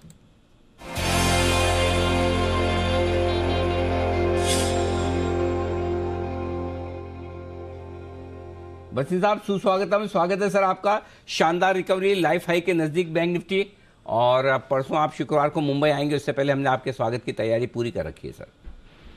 परसों नहीं सर, कल आ रहा हूँ, कल सुबह। कल? ओके, कल की भी तैयारी है सर हमारी। आपको कहा था कल जब आऊंगा तो हाई आएगा वापस, और मेरे को भी नहीं अंदाजा था नहीं जी। देखिए, शेयर बाजार है, जब 15.5 पे लेने को कहते थे तो बढ़ता नहीं था, अब 18,000 पे बेचने को कहते तो घटता नहीं है। इसको कहते हैं शेयर बाजार, समझ आई? सके तो दोनों तरफ फायदा है, राइट सर? दोनों तरफ है ना। फियर देखिए, अब लेफ्ट आउट फीलिंग कितनी लार्ज है। नहीं तो आज आप सोच सकते थे कि मार्केट की क्या रिकवरी है। पहले तो डिस्क्लोजर दे दूं सर, दोनों जो पुट दिलाई थी दोनों स्टॉप लॉस हो गई अनफॉर्चुनेटली। अब मेरे पे 3 बाय कॉल हैं क्योंकि ये बाजार रुकने नहीं वाला। तो आपको क्वालिटी स्टॉक्स दिला रहा हूं और कल आपके लिए एक स्पेशल सरप्राइज है। 9 बजे 8:30 बजे आपको ऐसा शेयर दूंगा जो यहाँ से अगली दिवाली तक 100% गेन देगा। तो आपके लिए एक छोटा सा मिड कैप लेके आ रहा हूँ। ये हुई ना बात। अब तो मतलब इंतजार मतलब थोड़ा ज्यादा ऐसा लंबा लग रहा है। 8:30 कब बजेगी? बिल्कुल। तो कल बसिन साहब का इंतजार रहेगा। लेकिन अब चूंकि बाजार ने बहुत बढ़िया मुंह दिखाया, बढ़िया क्वालिटी स्टॉक्स खरीदने के आए बसिन साहब की तरफ से 3 बेहतरीन शेयर बताएं सर। तो सबसे पहले लीजिए अनिल जी, JSW स्टील। देखिए, this is the most integrated steel plant in India और इनके पास सब कुछ विद इन रेडियस है। ये शेयर घटा भी सबसे कम है इन द स्टील बास्केट। 790 का आया था और 690 का भाव अब है। ये 800 पार कर जाएगा in the slightly longer term. और जिस तरह से आप वेदांता और बाकियों में आउटपुट देख रहे हैं, JSW steel will be the star for the month of September and October. I am seeing a rate of 800। अभी 695 पे लीजिए, 730 का टारगेट है, 670 का आपका स्टॉप लॉस है। थोड़ा सा ज्यादा दे रहा हूं क्योंकि मार्केट वॉलेटाइल है एनर्जी, फिर स्टॉप लॉस हो जाते हैं। तो आपको 3% या 2-2.5% का स्टॉप लॉस रखना है, लेकिन 5% की तेजी। दूसरा मेरा फेवरेट है SBI लाइफ। देखिए, in insurance and life insurance SBI life is taken the cake. और जिस तरह से वो ग्रोथ कर रहे हैं, यू नेवर एवर थॉट के SBI card, SBI is now on a new momentum. तो 1308.10 में लीजिए, स्टॉप लॉस ऑफ 1278, 1375 का टारगेट। मैंने उस दिन भी दिया था 1310 और 1340 पे बुक कराया।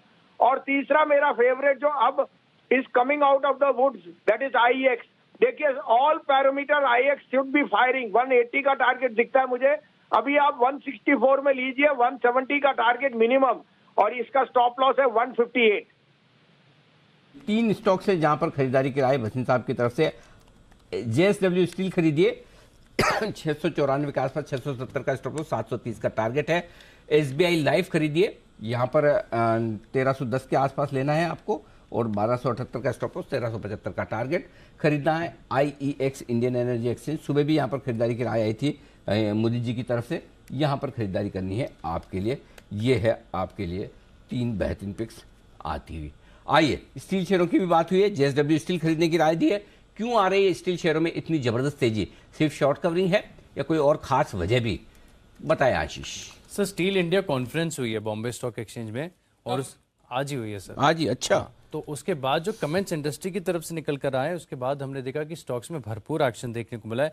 क्या खास है, क्या इतना पॉजिटिव है और क्यों स्टॉक्स इतना रिएक्ट कर रहे हैं, आपको बताता हूं। सबसे पहले आप देखिए कि कीमतों को लेकर बहुत बड़ी चिंता थी। लगातार अच्छी तेजी के बाद जब कीमतें करेक्ट हो रही थी तो लोगों को लग रहा था कि कीमतें और घटती जाएंगी, लेकिन अब इंडस्ट्री के जानकारों का मानना है कि कीमतें काफ़ी हद तक जो है बॉटम आउट हो चुकी हैं। और खासतौर पर अगर आप देखें तो जो इनका रॉ मटेरियल कॉस्ट है, यानी आप कुकिंग कोल को देखें या आयरन ओर की कीमतें देखें, वो भी काफ़ी हद तक स्थिर है। थोड़ा सा रिस्क है कि अगर यूरोप में गैस की कीमतें लगातार बढ़ती रहती हैं तो पैरेलली जो कोकिंग कोल है इसकी भी कीमतें बढ़ेंगी। लेकिन इंडस्ट्री अपनी तरीके से पूरी तरीके से काबिल है कि जो इनपुट कॉस्ट होगा उसे पास ऑन भी करते रहेंगे। इसके अलावा अगर आप देखें तो पूरी दुनिया भर में इंडिया में जो स्टील का कंजम्पशन है सबसे ज़्यादा तेज़ी से बढ़ रहा है। चाइना में डिमांड अभी ठीक ठाक है, लेकिन अगर वहाँ से कुछ भी इंप्रूवमेंट होता है तो ग्लोबली प्राइसेस को और बड़ा जो है यहाँ पर अच्छा सपोर्ट देखने को मिलेगा। एक बड़ी चिंता का कारण ये भी था कि एक्सपोर्ट के ऊपर ड्यूटी लग चुकी है। अब ऐसा ना हो कि भारत में इंपोर्ट्स बढ़ जाएं, लेकिन इसकी चिंता नहीं है। जो इंडस्ट्री के एक्सपोर्ट्स हैं वो कह रहे हैं कि जैसे रशिया है, रशिया पहले अपनी घरेलू ज़रूरत पूरी करेगा और उसके बाद ही जो इंपोर्ट्स होंगे वो भारत में देखने को मिलेंगे। जो फ्री ट्रेड एग्रीमेंट्स वाले देश हैं वहाँ से भी देखें तो कोई बड़ी चिंता नहीं है, क्योंकि आप इंपोर्टेड स्टील के मुकाबले जो घरेलू स्टील की कीमतें हैं इनमें देखें तो अभी भी प्राइस डिफरेंस है। घरेलू कीमतें ज़्यादा सस्ती है, डिस्काउंट पर चल रही हैं, जिसके चलते अगर आप देखें तो काफ़ी बड़ा अच्छा आउटलुक यहाँ पर निकल कर आ रहा है। और साथ में सरकार का जो इंफ्रास्ट्रक्चर पर फोकस है इससे भी अच्छा फायदा होगा, क्योंकि 61% जो स्टील की मांग होती है वो इंफ्रास्ट्रक्चर से आती है। इसी सब हाईलाइट्स के बाद हमने देखा है कि स्टील स्टॉक्स में आज बढ़िया एक्शन रहा। ओके, तो स्टील शेयरों में रहा जबरदस्त एक्शन। स्टील शेयरों पे राय ली थी ना हमने अविनाश सर से, स्टील पे ली थी, स्टील पे राय ली थी बराबर। अविनाश सर, एक और स्पेस जिस पे राय दीजिए और वो है लॉजिस्टिक शेयरों की। इस वीकेंड पर एक लॉजिस्टिक पॉलिसी का ऐलान करने जा रहे हैं प्रधानमंत्री। और प्रधानमंत्री का नाम हो, लॉजिस्टिक पॉलिसी की बात हो, ये तो वैसे दौड़ने वाले शेयर हैं, दौड़ ही लगाते हैं सड़कों पर। आज मार्केट में शेयर दौड़ लगा रहे हैं, सबके सब तेज दौड़ लगाते हुए दिख रहे हैं। आपको क्या पसंद है जी अविनाश जी? तो अविनाश जी से ही पूछ लें, है ना फंडामेंटली अविनाश जी अवेलेबल है? ओके, तो अविनाश जी से। अच्छा, और आज किसने ये एजिस लॉजिस्टिक किसी ने दी तो थी रिकमेंडेशन, इसमें भी था मेरे ख्याल से, वीआरएल लॉजिस्टिक। वीआरएल था सुबह, मोदी जी ने वीआरएल लॉजिस्टिक सुबह दिया। जरा वीआरएल बताइए एक बार, कहाँ है वीआरएल? आधा % ऊपर है, ज्यादा नहीं बढ़ा ये। तो महिंद्रा लॉजिस्टिक दे दीजिए sir, edges logistic, all cargo, गति, गेटवे, डिस्ट्रीपार्क सब आपको दौड़ते हुए दिखे।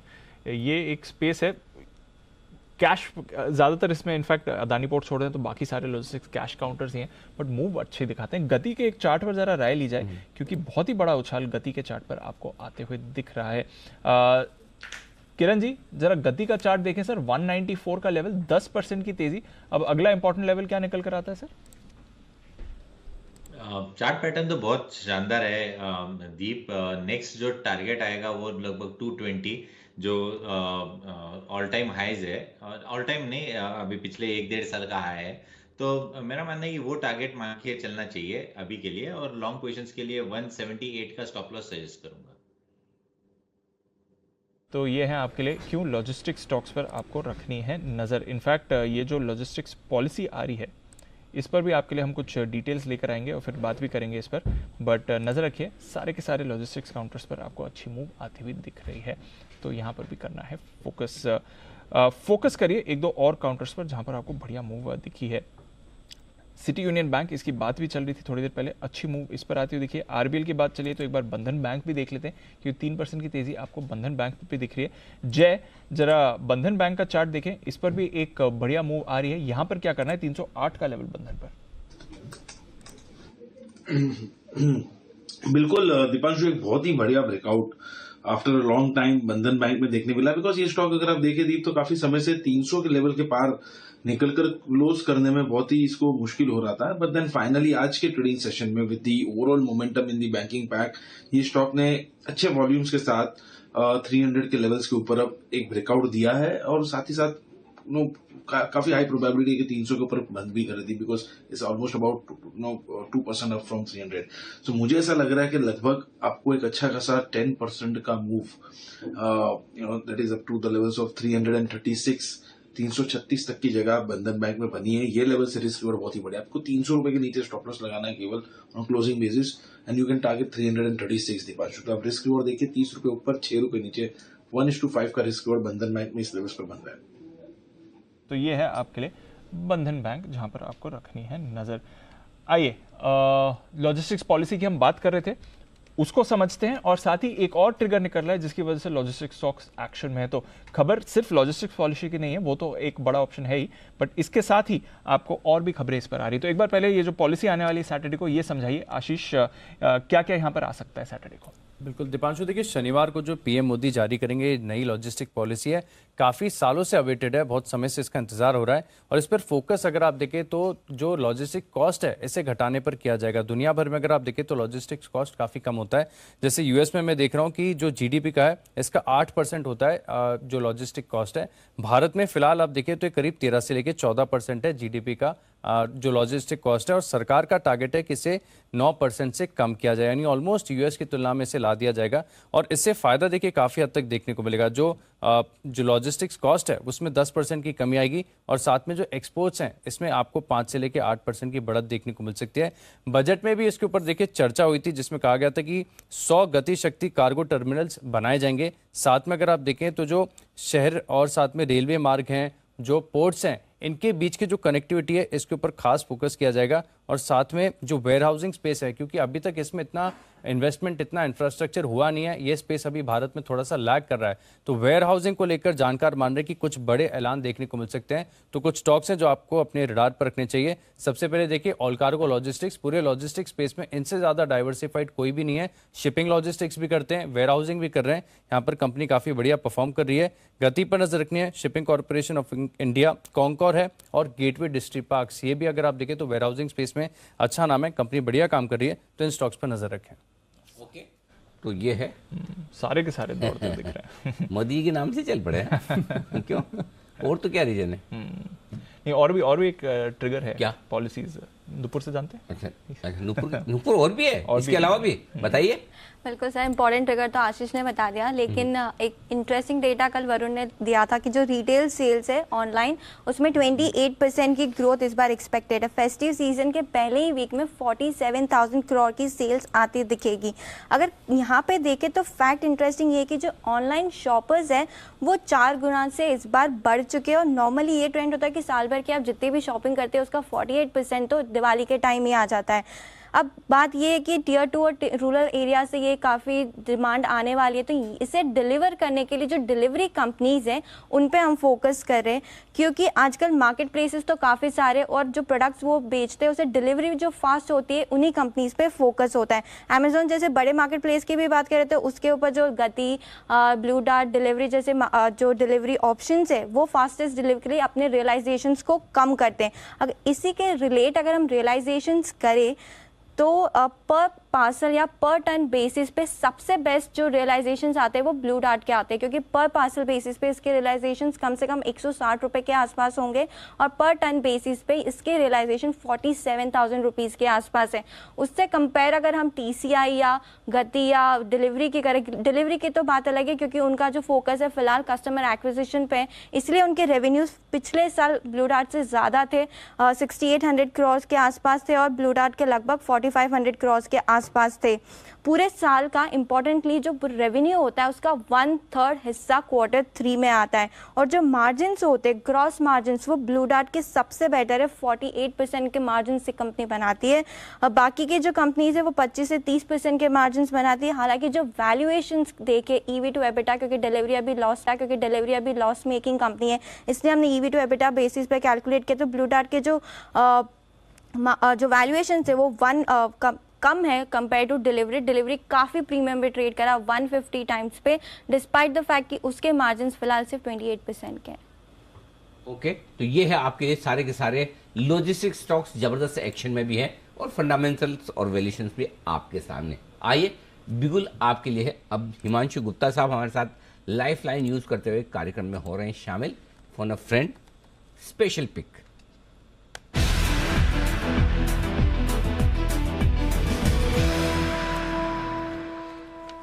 एक तो स्पेशल हिमांशु जी हैं, दूसरी उनकी पिक है। हिमांशु जी स्पेशल इसलिए, वैसे तो बहुत सारे स्टॉक्स देते हैं, बहुत सारे पिक्स देते हैं, उनके टारगेट भी आ जाते हैं, कोई खास बात नहीं है। एक मेरे खास वजह से स्पेशल है क्योंकि बैंक निफ्टी का जो कॉल दिया था 41,000 प्लस का टारगेट बिल्कुल वो गजब। तो हिमांशु जी पहले तो बधाई बैंक निफ्टी के कॉल के लिए, जो आपने खरीदारी की राय दी थी, गजब भागा है। गुड आफ्टरनून जी, thanks so much Anil ji, क्योंकि बहुत ही हाई कंविक्शन ब्रेकआउट था वो 39,700 के ऊपर। यूजुअली मैं स्टॉक तक ही रिस्ट्रिक्ट रखता हूँ अपने आप को, लेकिन वो काफी अच्छा एक ब्रेकआउट था, इसलिए मैंने 41,300 का एक प्रिसाइज होकर एक टारगेट उस दिन दिया था। और आज की अनिल जी स्पेशली जिस तरह की गिरावट के बाद जिस तरह की खरीदारी देखने को मिली है, मुझे नहीं लगता किसी को भी डाउट रहना चाहिए तेजी को लेकर, स्पेशली फाइनेंशियल्स में जहाँ तक सवाल है। और अनिल जी यहाँ पर एक स्पेशल पिक देना चाहता हूँ और खरीदारी की राय है कैनरा बैंक में अनिल जी, चाहे इसको कैश में डिलीवरी ले, चाहे इसको फ्यूचर्स के जरिए खरीदें, चाहे इसमें ऑप्शंस का ट्रेड बिठाएं। अनिल जी कैनरा बैंक में टिपिकल वो पैटर्न बना है जहां पर एक बड़ा नेगेटिव पैटर्न निगेट होता हुआ नजर आता है और इस पैटर्न पे मैं काफी बार कॉल देता हूँ।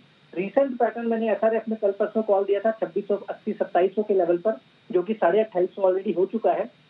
सिमिलर जो पैटर्न है वो कैनरा बैंक में बनता हुआ नजर आ रहा है और मुझे लगता है कि यहाँ पर इसी एक्सपायरी में 280, 290 और 300 ये 3 टारगेट कैनरा बैंक में देखने को मिल सकते हैं।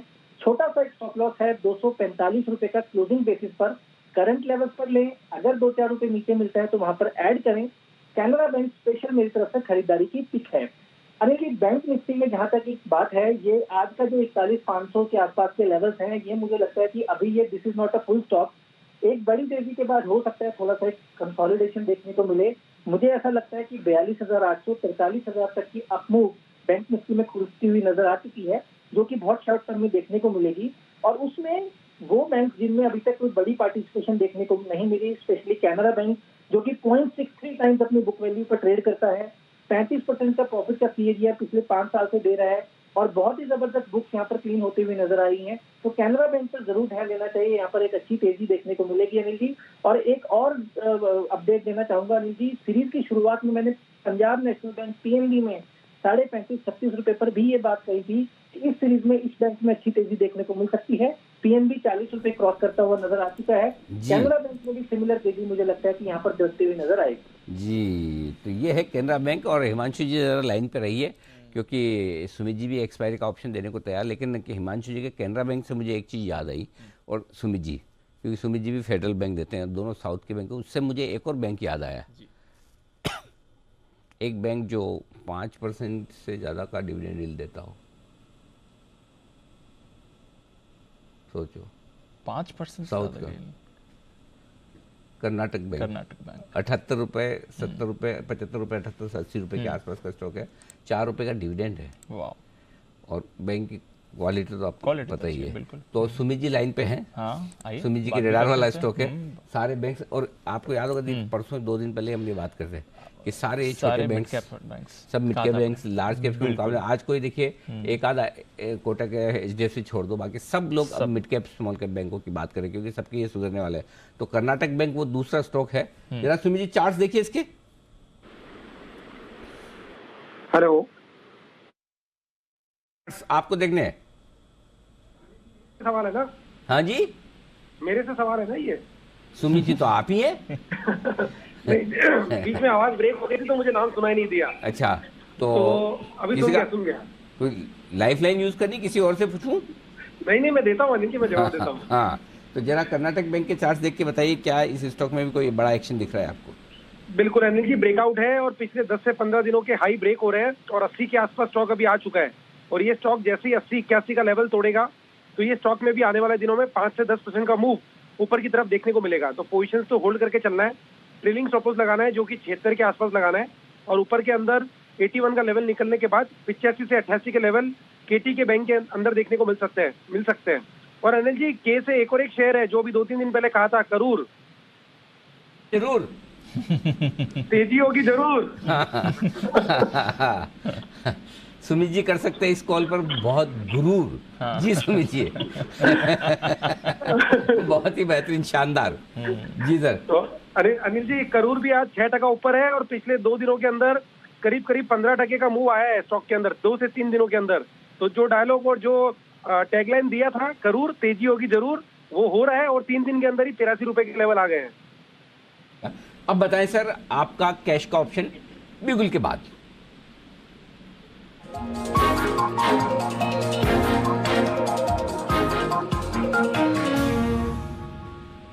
बताएं सर। अनिल जी, मेरा एक्सपायरी का ऑप्शन के अंदर निफ्टी में कॉल लेने का सलाह रहेगा। एक अच्छा खासा बाउंस बैक आज हमें लोअर लेवल से देखा है और ये कंटिन्यू रहना चाहिए। तो निफ्टी का 18,050 almost at the money strike price हो जाएगा, जो कि 60 से 64 के आसपास अभी अवेलेबल है। निफ्टी का 18,050 का कॉल अभी यहाँ पे सीएमपी पे खरीदारी करें, 20 रुपए का इसके अंदर नीचे में स्टॉप लॉस लगाएं। ऊपर के अंदर 100 रुपए से लेके 125 रुपए तक के कल की एक्सपायरी के अंदर निफ्टी के 18,050 के टारगेट देखने को मिल सकते हैं। खरीदारी करें 20 रुपए के स्टॉप लॉस से 100 से 125 के टारगेट के लिए। ये है टारगेट जिसके लिए करनी है आपको खरीदारी। कॉल ऑप्शन आपके लिए निफ्टी में 18,050 का कल की एक्सपायरी वाला ही लेना है, ज़्यादा पुराना दुराना नहीं है, अभी कल वाले ले लीजिए, इसी में आपका काम हो जाएगा। 20 रुपये का 60-64 रुपये की रेंज में लीजिए, 20 का स्टॉप लॉस। ये है आपके लिए राय होगी, बहुत ही बेहतरीन। ये आपके लिए ऑप्शन। ये जय भी है हमारे साथ और दे रहे हैं जय अपना एक जैकपॉट कॉल।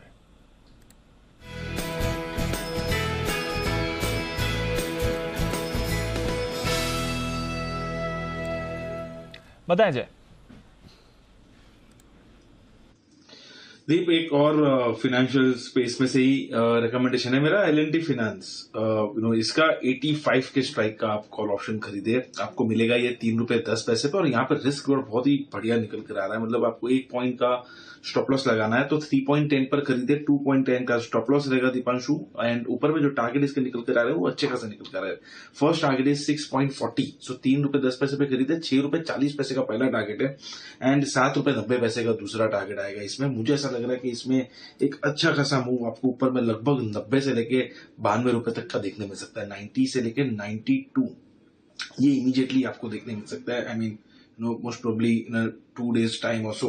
एंड अगर वो हो जाता है तो दीप इसके टारगेट्स जो मैंने अग्रेसिव दिए वो क्विकली आपको अचीव होते हुए देखने मिल सकते हैं। इसलिए एलएनटी पर मेरा एक बुलिश व्यू है। और एक और कमेंट करना चाहूंगा, केटी के बैंक पर भी इसमें मैंने 10 की कमाई में या तो एसपीएल मिड कैप में दिया हुआ है। मेरे उधर अग्रेसिव टारगेट 110 के है। आई मीन तो मैं अनिल जी से, सुमित जी से, सभी से सहमत हूँ। आई मीन 110 तक का मूव आपको वहां पे देखने मिल सकता है। बहुत ही एक बढ़िया चार्ट स्ट्रक्चर है केटी के बैंक का बैंक रेडार पर है, पसंद भी आ रहा है। और ऑफ कोर्स नजर रखिए इस पर, नजर रखिए एल&टी फाइनेंस पर भी, जिस पर जय ने अभी आपको कॉल ऑप्शन भी दिया है। वागले साहब के रेडार पर भी ये काउंटर था। आइए निफ्टी के निशानेबाज नितिन मुरार का भी है तैयार।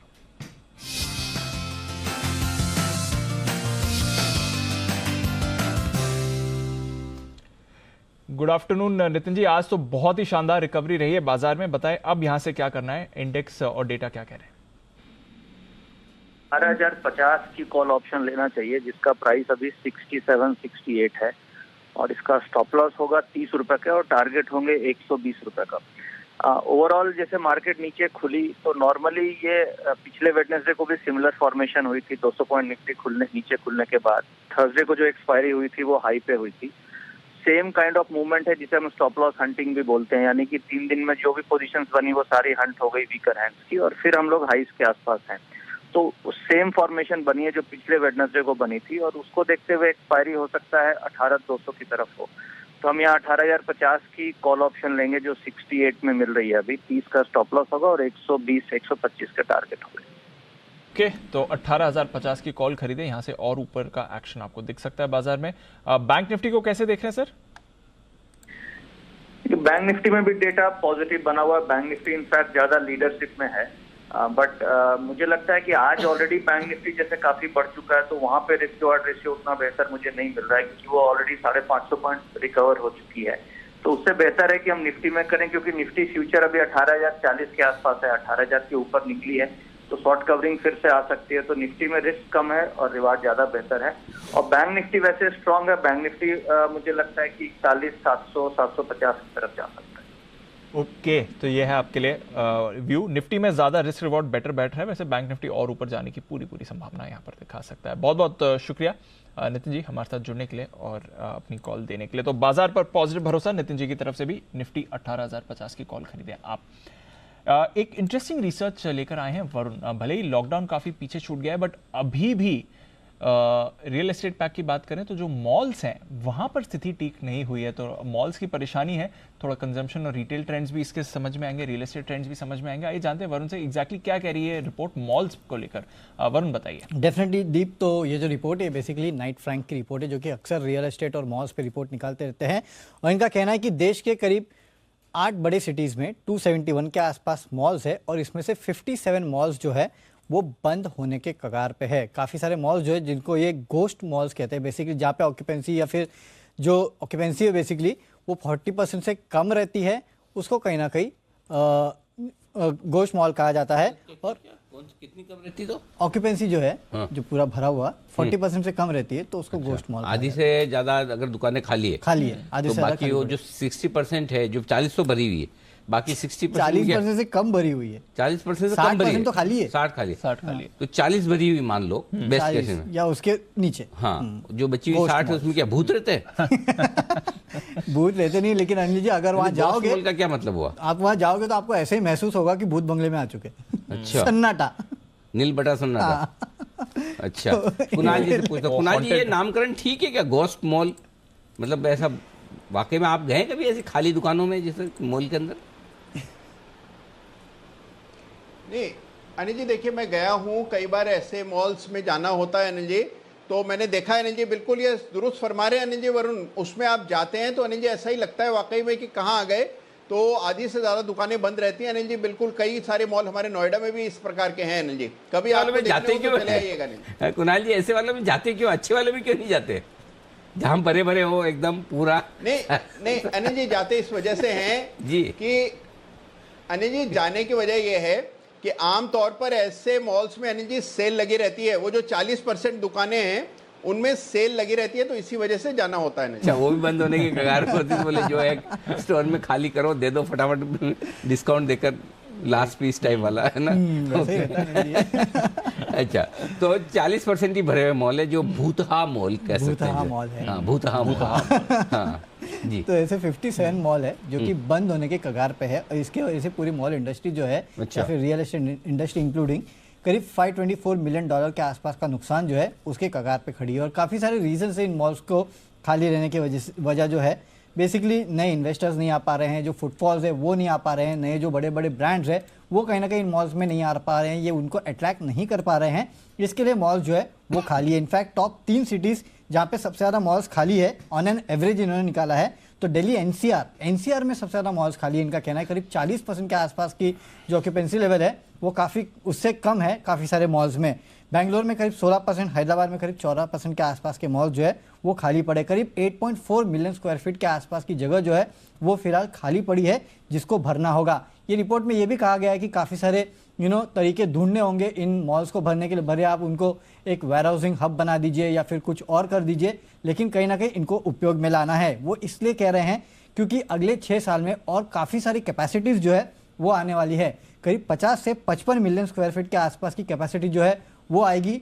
और सेल्स में भी अगर आप देखेंगे तो 70% के आसपास की CAGR का अनुमान लगाया जा रहा है अगले 6 साल में। तो कैपेसिटी लगातार आते जा रही है, लेकिन कुछ चुनिंदा मॉल्स ऐसे हैं जो कि परफॉर्म बिल्कुल नहीं कर पा रहे हैं, जिनको एक गोस्ट मॉल कह रहे हैं। करीब 57 ऐसे मॉल्स हैं जो कि बंद हो सकते हैं। ओके, तो 57 ऐसे मॉल हैं जो बंद हो सकते हैं। ये इंटरेस्टिंग रिसर्च वरुण लेकर आए हैं, और लगता नहीं है आजकल मॉल्स में जाके कि कोई खाली रहता होगा, जिस तरह की ऑक्यूपेंसी भरे रहते हैं वीकेंड पर हाँ कुछ मॉल्स ऐसे भी हैं जो इस समय खाली हैं। नजर रखेंगे इस पर। शुक्रिया वरुण ये रिसर्च हमारे साथ शेयर करने के लिए। थोड़ा बाजार ऊपर से अब आपको हल्के होते हुए दिख रहे हैं। निफ्टी बात करते करते करीब 100 पॉइंट ऊंचाई से फिसला है, और बैंक निफ्टी भी करीब करीब 150 पॉइंट ऊंचाई से फिसला है। बट सीमेंट रुकने का नाम नहीं ले रहा है। अंबुजा बैंड में है, 7.5% ऊपर आज है। ACC 2725 का लेवल आ रहा है, 6% ऊपर यहां पर आपको एक्शन दिख रहा है। एक बार सचिन जी से राय ली जाए। सचिन जी, ACC अंबुजा दोनों ही रुकने का नाम नहीं ले रहे हैं, क्योंकि अंबुजा बैंड में, तो जरा ACC पर राय दें, क्या करना है अब इन लेवल से, और अगला लेवल क्या आ सकता है इसके लिए? Deepanshu, in fact Monday afternoon show, evening show में हमने आइडेंटिफाई किया था कि काफी बड़ा यहाँ पर शॉर्ट स्क्वीज हो रहा है, एंड 2600 के आसपास की इमीडिएट विजिबिलिटी थी। उन सारे लेवल्स को इसने पार किया है। अभी भी यहाँ पर जिस तरीके से स्ट्रक्चर है, जिस तरीके से डेटा बिल्ड हो रहा है, मुझे लग रहा है काफी बड़ी मूव अभी भी यहाँ पर अनफोल्ड होनी बाकी है। तो इमीडिएट बेसिस पे तो मुझे लग रहा है कि ये जो मोमेंटम है 3000 तक भी एक्सटेंड होना चाहिए, एंड मैं बिल्कुल सरप्राइज नहीं होऊंगा अगर ये लेवल्स हम इसी पर्टिकुलर एक्सपायरी में देखें। सो इमीडिएट बेसिस पे अगर किसी की लॉन्ग पोजीशन है तो यहाँ पर बने रहने की सलाह होगी। स्टॉप लॉस आपको यहाँ से ट्रेल करना चाहिए 2620 पे, एंड अगर डिक्लाइंस मिलते हैं तो वापस वहां पर खरीदारी करने की ही सलाह होगी 3000 के फाइनल टारगेट के लिए। ACC पर रखिए नजर, बड़े लेवल्स अभी भी आ सकते हैं। अविनाश जी, क्या राय है सर, स्पेशली अंबुजा ACC पर? ओपन ऑफर तो खत्म हो चुका है, बट अब अंबुजा फंड रेजिंग के लिए भी जा रहा है। वन वे मूव आ रही है इन स्टॉक्स में, रुकने का नाम ही नहीं ले रहे हैं। क्या चल रहा है यहाँ पर सर?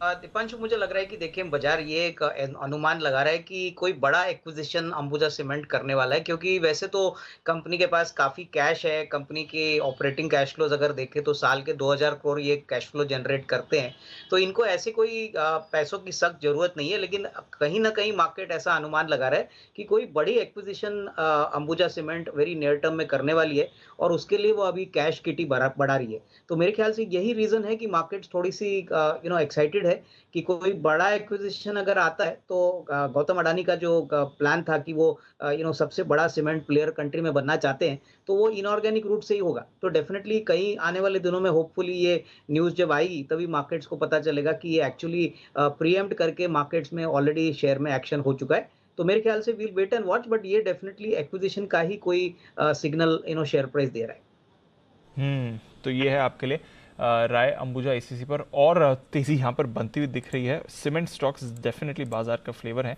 और यहाँ पर आपको बढ़िया तेजी दिख रही है। आज का जो टॉप लूजर है इन्फोसिस, जरा एक बार उस पर भी राय ले ली जाए।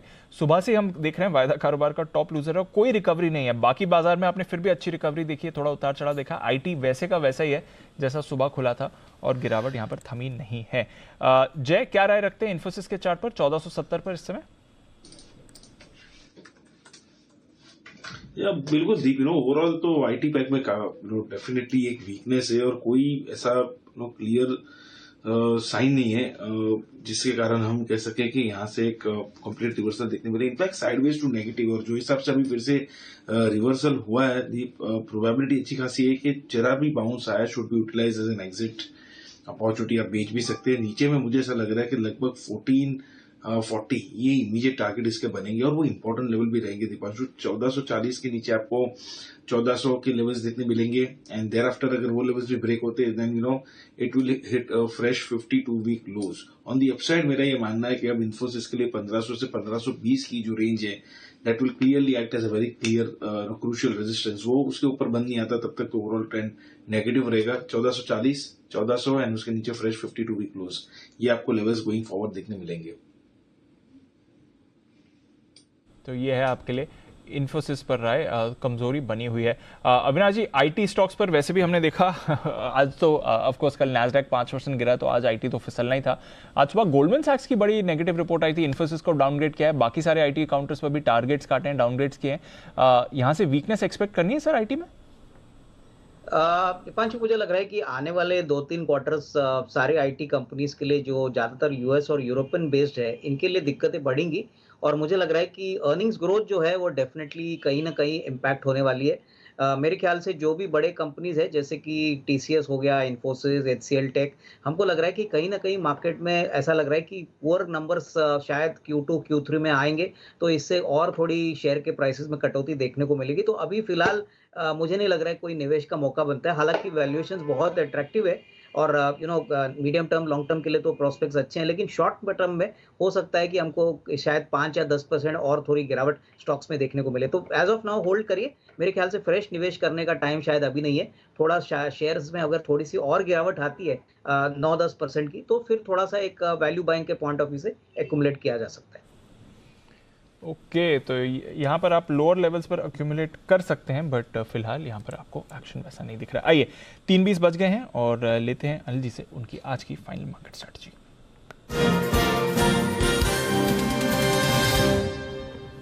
अनिल जी, थोड़ा ऊपर से नीचे आए हैं, करीब 225 अंक ऊपर से नीचे आया है बैंक निफ्टी और 100 अंक ऊपर से नीचे आया है निफ्टी, बट ऑफ कोर्स आज की तो आउट परफॉर्मेंस अच्छी रही है। डाउ फ्यूचर्स 125 अंक ऊपर है, नैस्डैक फ्यूचर्स ½ % आपको ऊपर दिख रहे हैं। यूरोप में आपको ½% से 0.5% की गिरावट दिख रही है। कच्चा तेल $93 के पास सपाट है। रुपया आपने ऑफ कोर्स आज गिरते हुए देखा है बट सुबह जिन लेवल्स पर खुला था वहां से रुपया भी थोड़ा संभला जरूर है। क्या करके जाना है? मुझे नहीं लगता कोई खास दिक्कत वाली बात है दीपा। देखिए 18,000 के थोड़ा सा नीचे, लेकिन फाइनल क्लोजिंग जो आपकी आएगी वो 18,000 के आसपास ही आने वाली है या हो सकता है इसके थोड़ी सी ऊपर आए क्योंकि पिछले आखिरी 10-15 मिनटों में थोड़ी बहुत प्रॉफिट बुकिंग आई है। अगर अदरवाइज पिछले 5-7 मिनट तक मार्केट मजबूती थे तो इतनी रिकवरी निचले स्तरों से हुई और ओवरनाइट पोजीशन जाहिर सी बात है ऐसे मार्केट में लोग कम रखना चाहते हैं। जब 1400-1500 पॉइंट डाउ गिरे, नेक्स्ट डे रिकवर हो नहीं हो कितना हो, कौन गारंटी से कह सकता है कि आज डाउ यही 125 पॉइंट ऊपर बंद होगा। हो सकता है 300-400 ऊपर बंद हो जाए, 1500 गिर के 500 बंद हो जाए ऊपर। हो सकता है मूड खराब है दूसरे दिन लगातार गिर जाए। तो अमेरिकी बाजार में आज क्या होगा उसका अंदाजा लगाना मुश्किल काम है। ऐसी सिचुएशन में जब ट्रेड आपके फेवर का होता है कि तेजी करके आपने पैसा बनाया है या आपके पुराने भाव वापस आए तो फिर लॉन्ग ट्रेडर थोड़ा सा प्रॉफिट बुकिंग करने की कोशिश कर रहे हैं जो कि गलत नहीं है। तो ओवरनाइट पोजीशन कम रखें तो बेहतर है। कल की कल देखी जाएगी, दिन के दौरान मार्केट मौका देता है। तो मेरा ये कहना होगा फ्रेश पोजीशन न बनाई जाए।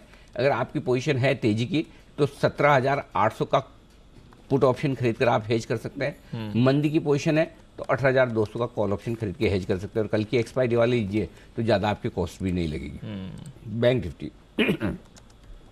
41,350 के आसपास हैं इस वक्त, 41,400 के आसपास आप बंद होंगे। कोई दिक्कत वाली बात नहीं। हेजिंग करना है तो 41,000 का पुट ऑप्शन ले लीजिए या 40,800 का आपकी इच्छा पर है, 41,000 का भी चलेगा। और अगर आप शॉर्ट हैं तो 41,500 या 41,600 का कॉल ऑप्शन ले लीजिए ताकि आपकी हेजिंग रहे इन केस कोई बड़ा मूव किसी एक तरफ आ जाए तो। अदरवाइज ठीक है, फ्रेश लॉन्ग या फ्रेश शॉर्ट बनाने के लिए कल का इंतजार करें। बिल्कुल, तो थोड़ी intraday traders basically profit booking कर रहे हैं जी जी। ओके, ये है राय आपके लिए इस समय मार्केट पर। आइए जो आज का टॉप गेनर है वायदा बाजार का और सरप्राइजिंग गेनर है, सुबह से एक रिकवरी आई थी बट उसके बाद जो मूव आई और एक बार के लिए तो 13% ऊपर इंट्राडे में आपको वेदांता दिखा था, अभी भी 9% ऊपर है। क्यों पर्टिकुलरली वेदांता पर है फोकस, जानते हैं आशीष के साथ। आशीष बताइए क्या चल रहा है इसमें आज। दीपांशु, सेमीकंडक्टर मैन्युफैक्चरिंग को लेकर देखिए उत्साह देखने को मिल रहा है, स्टॉक में 10% की तेजी के साथ गेंस देखने को मिल रहे हैं।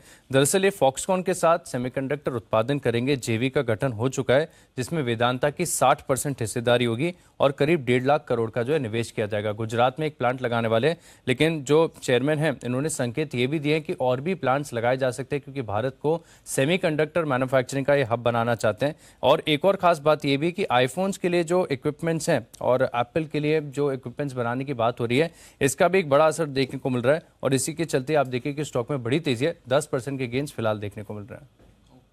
फॉक्सकॉन के साथ जो सेमीकंडक्टर प्लांट बनाने का करार किया था, अब उस पर और बड़ा डेवलपमेंट बनते हुए दिख रहा है और सेमीकंडक्टर के साथ साथ और भी चीज़ों का उत्पादन यहाँ पर हो सकता है। अविनाश जी, आपने ट्रैक करी न्यूज़, बड़ी पॉजिटिविटी बन रही है। आई डोंट नो एग्जैक्टली आज इसी न्यूज़ का इम्पैक्ट है या कुछ और, बट क्या रहा है सर, वेदांता पर 300 के पार आज जाते हुए दिख रहा है। नहीं, बिल्कुल देखिए, मार्केट इस बात पे खुश है कि एप्पल का फ़ोन इंडिया में बनेगा, प्लस सेमीकंडक्टर्स को लेके वेदांता का बहुत बड़ा इन्वेस्टमेंट है। बट मैं समझता हूँ कि देखिए ये न्यूज़ बेस्ड सेंटिमेंटल न्यूज़ है। कम से कम 2 साल अनिल अग्रवाल जी ने कहा है कि प्रोडक्शन शुरू होने में लगने वाला है, लेकिन उसके बाद ऑब्वियसली काफ़ी बेनिफिट्स आएंगे। इन्होंने पब्लिकली कहा है कि लैपटॉप की कीमतें 1 लाख से करीबन 40,000 हो जाएंगी, तो डेफिनेटली कॉस्ट सेविंग्स होंगी।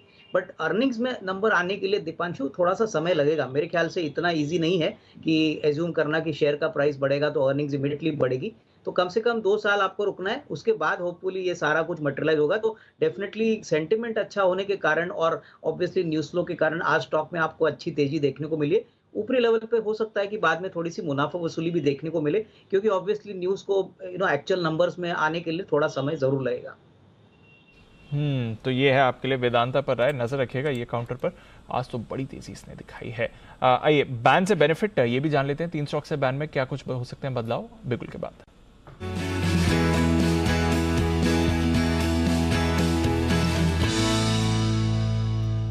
बताएं आशीष, कुछ चेंजेस होंगे? 3 स्टॉक है दीपांशु और बदलाव के बाद भी 3 ही स्टॉक रहेंगे क्योंकि एक स्टॉक बैन से बाहर आ रहा है और एक की हो रही है एंट्री। तो पहले अपडेट्स दे देता हूँ। इंडिया बुल्स हाउसिंग फाइनेंस 94% पर है, बैन में बना रहेगा। 91% पे डेल्टा कॉप, तो ये भी बैन में बना रहेगा। और साथ में देखें तो अंबुजा सीमेंट, यहाँ पर मार्केट वाइड पोजीशन लिमिट जो है 80% से नीचे आई है, 77.5% है, यानी बैन से जो है बाहर आ जाएगा। लेकिन एंट्री होने जा रही है, कल ही संकेत आ गए थे आरबीएल बैंक के, यहाँ पर 101% हो गई, लगातार पोजीशंस बढ़ती जा रही है। तो आरबीएल बैंक एक स्टॉक है जो बैन में आएगा, अंबुजा सीमेंट बैन से बाहर आएगा। ओके, तो अंबुजा बैन से बाहर आने की तैयारी में, स्टॉक में भी हमने जबरदस्त एक्शन देखा है और 2 दिन जो इसने बैन में बिताए हैं, दोनों दिन हमने देखा है जबरदस्त मूव इस काउंटर पर दिख रही थी। किरण जी, जरा एक बार अंबुजा पर अपनी राय दें, बैन से बाहर आने की तैयारी में। देखिए, अंबुजा का चार्ट पैटर्न बहुत ही शानदार है और लगातार ये स्टॉक आउट परफॉर्मेंस दिलाता नजर आ रहा है। अभी मेरा ट्रेलिंग स्टॉप लॉस लगभग 487 के आसपास रहेगा। 521 का भाव चल रहा है, पर इतना दूर देने की एक ही वजह है कि हमने एक वर्टिकल रैली देखी है। पर जिस तरीके से हमने 500 का ऑप्शन बैरियर क्रॉस किया है, मेरा मानना है कि इधर से अपसाइड ही देखने को मिल जाना चाहिए। फर्दर लॉन्ग पोजीशंस ऐड होते नजर आ जाने चाहिए। तो 560 575 ये टारगेट्स रहेंगे आते दिनों के लिए।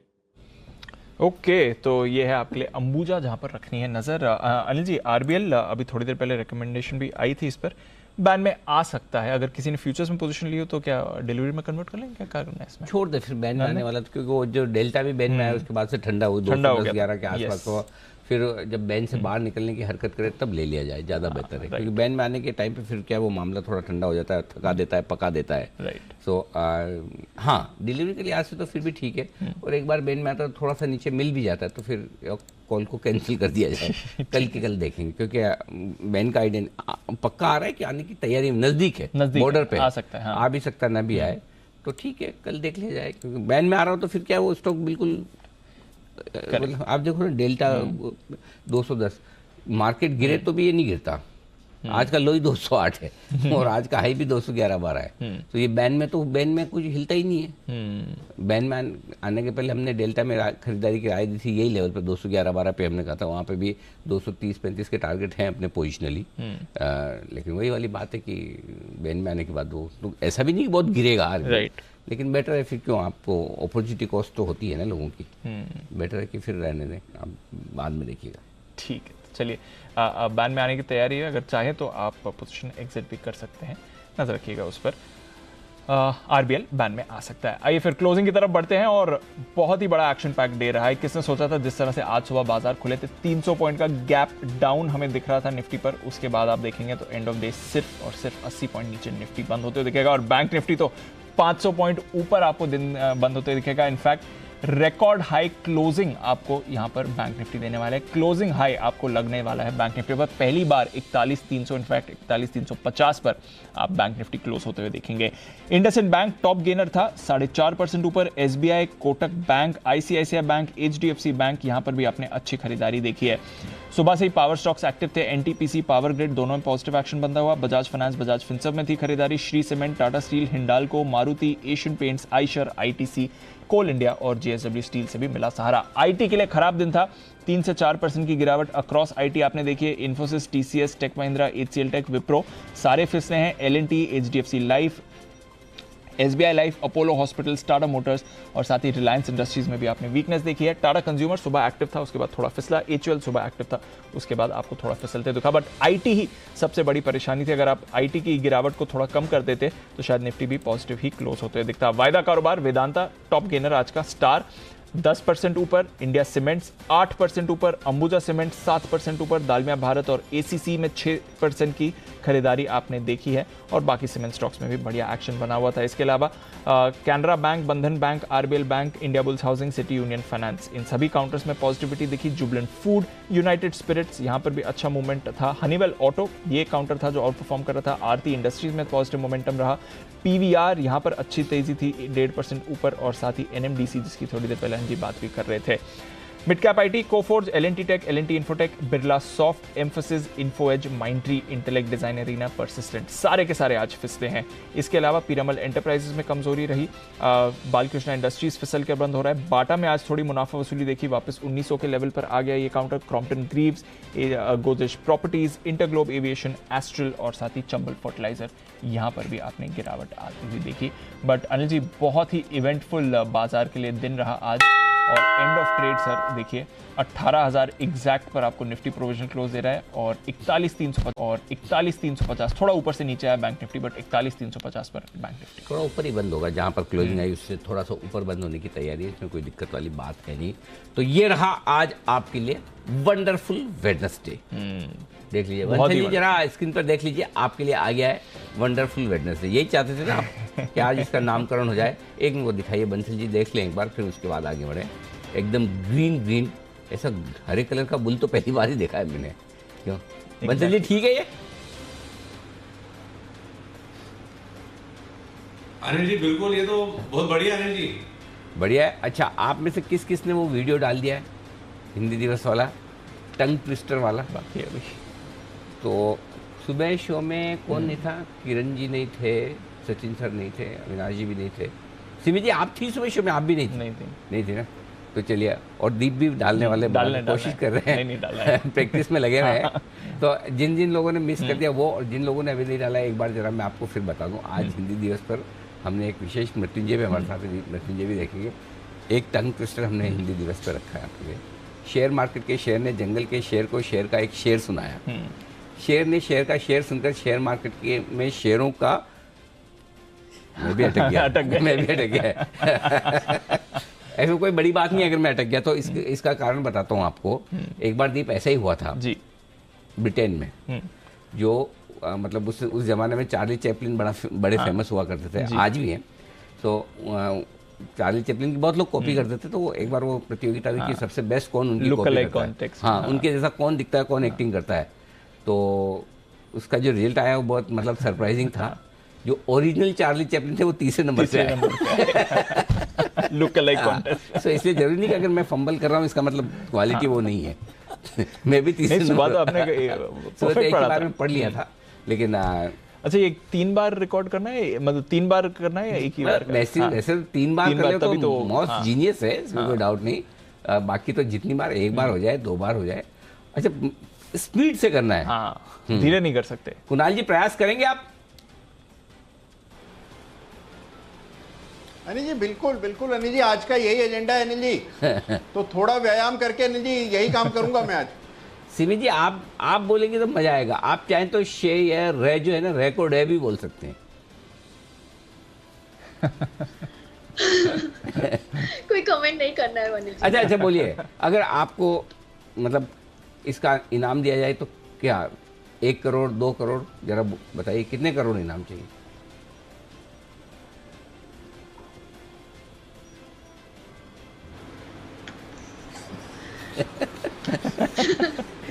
अनिल जी। हाँ जी गुराज। अनिल जी इनाम अगर है तो अनिल जी पहले बताना था ना अनिल जी। अरे इनाम का प्रॉब्लम नहीं, उनको करोड़ बोलने में प्रॉब्लम है। तो दिक्कत वहाँ है, पूछ के देख लो भले क्या बोलने, करोड़ बोलने। हाँ करोड़। सिमी जी बोलिए। करोड़ करूंगी ही नहीं, करोड़ बोलूंगी तब तो चलेगा ना।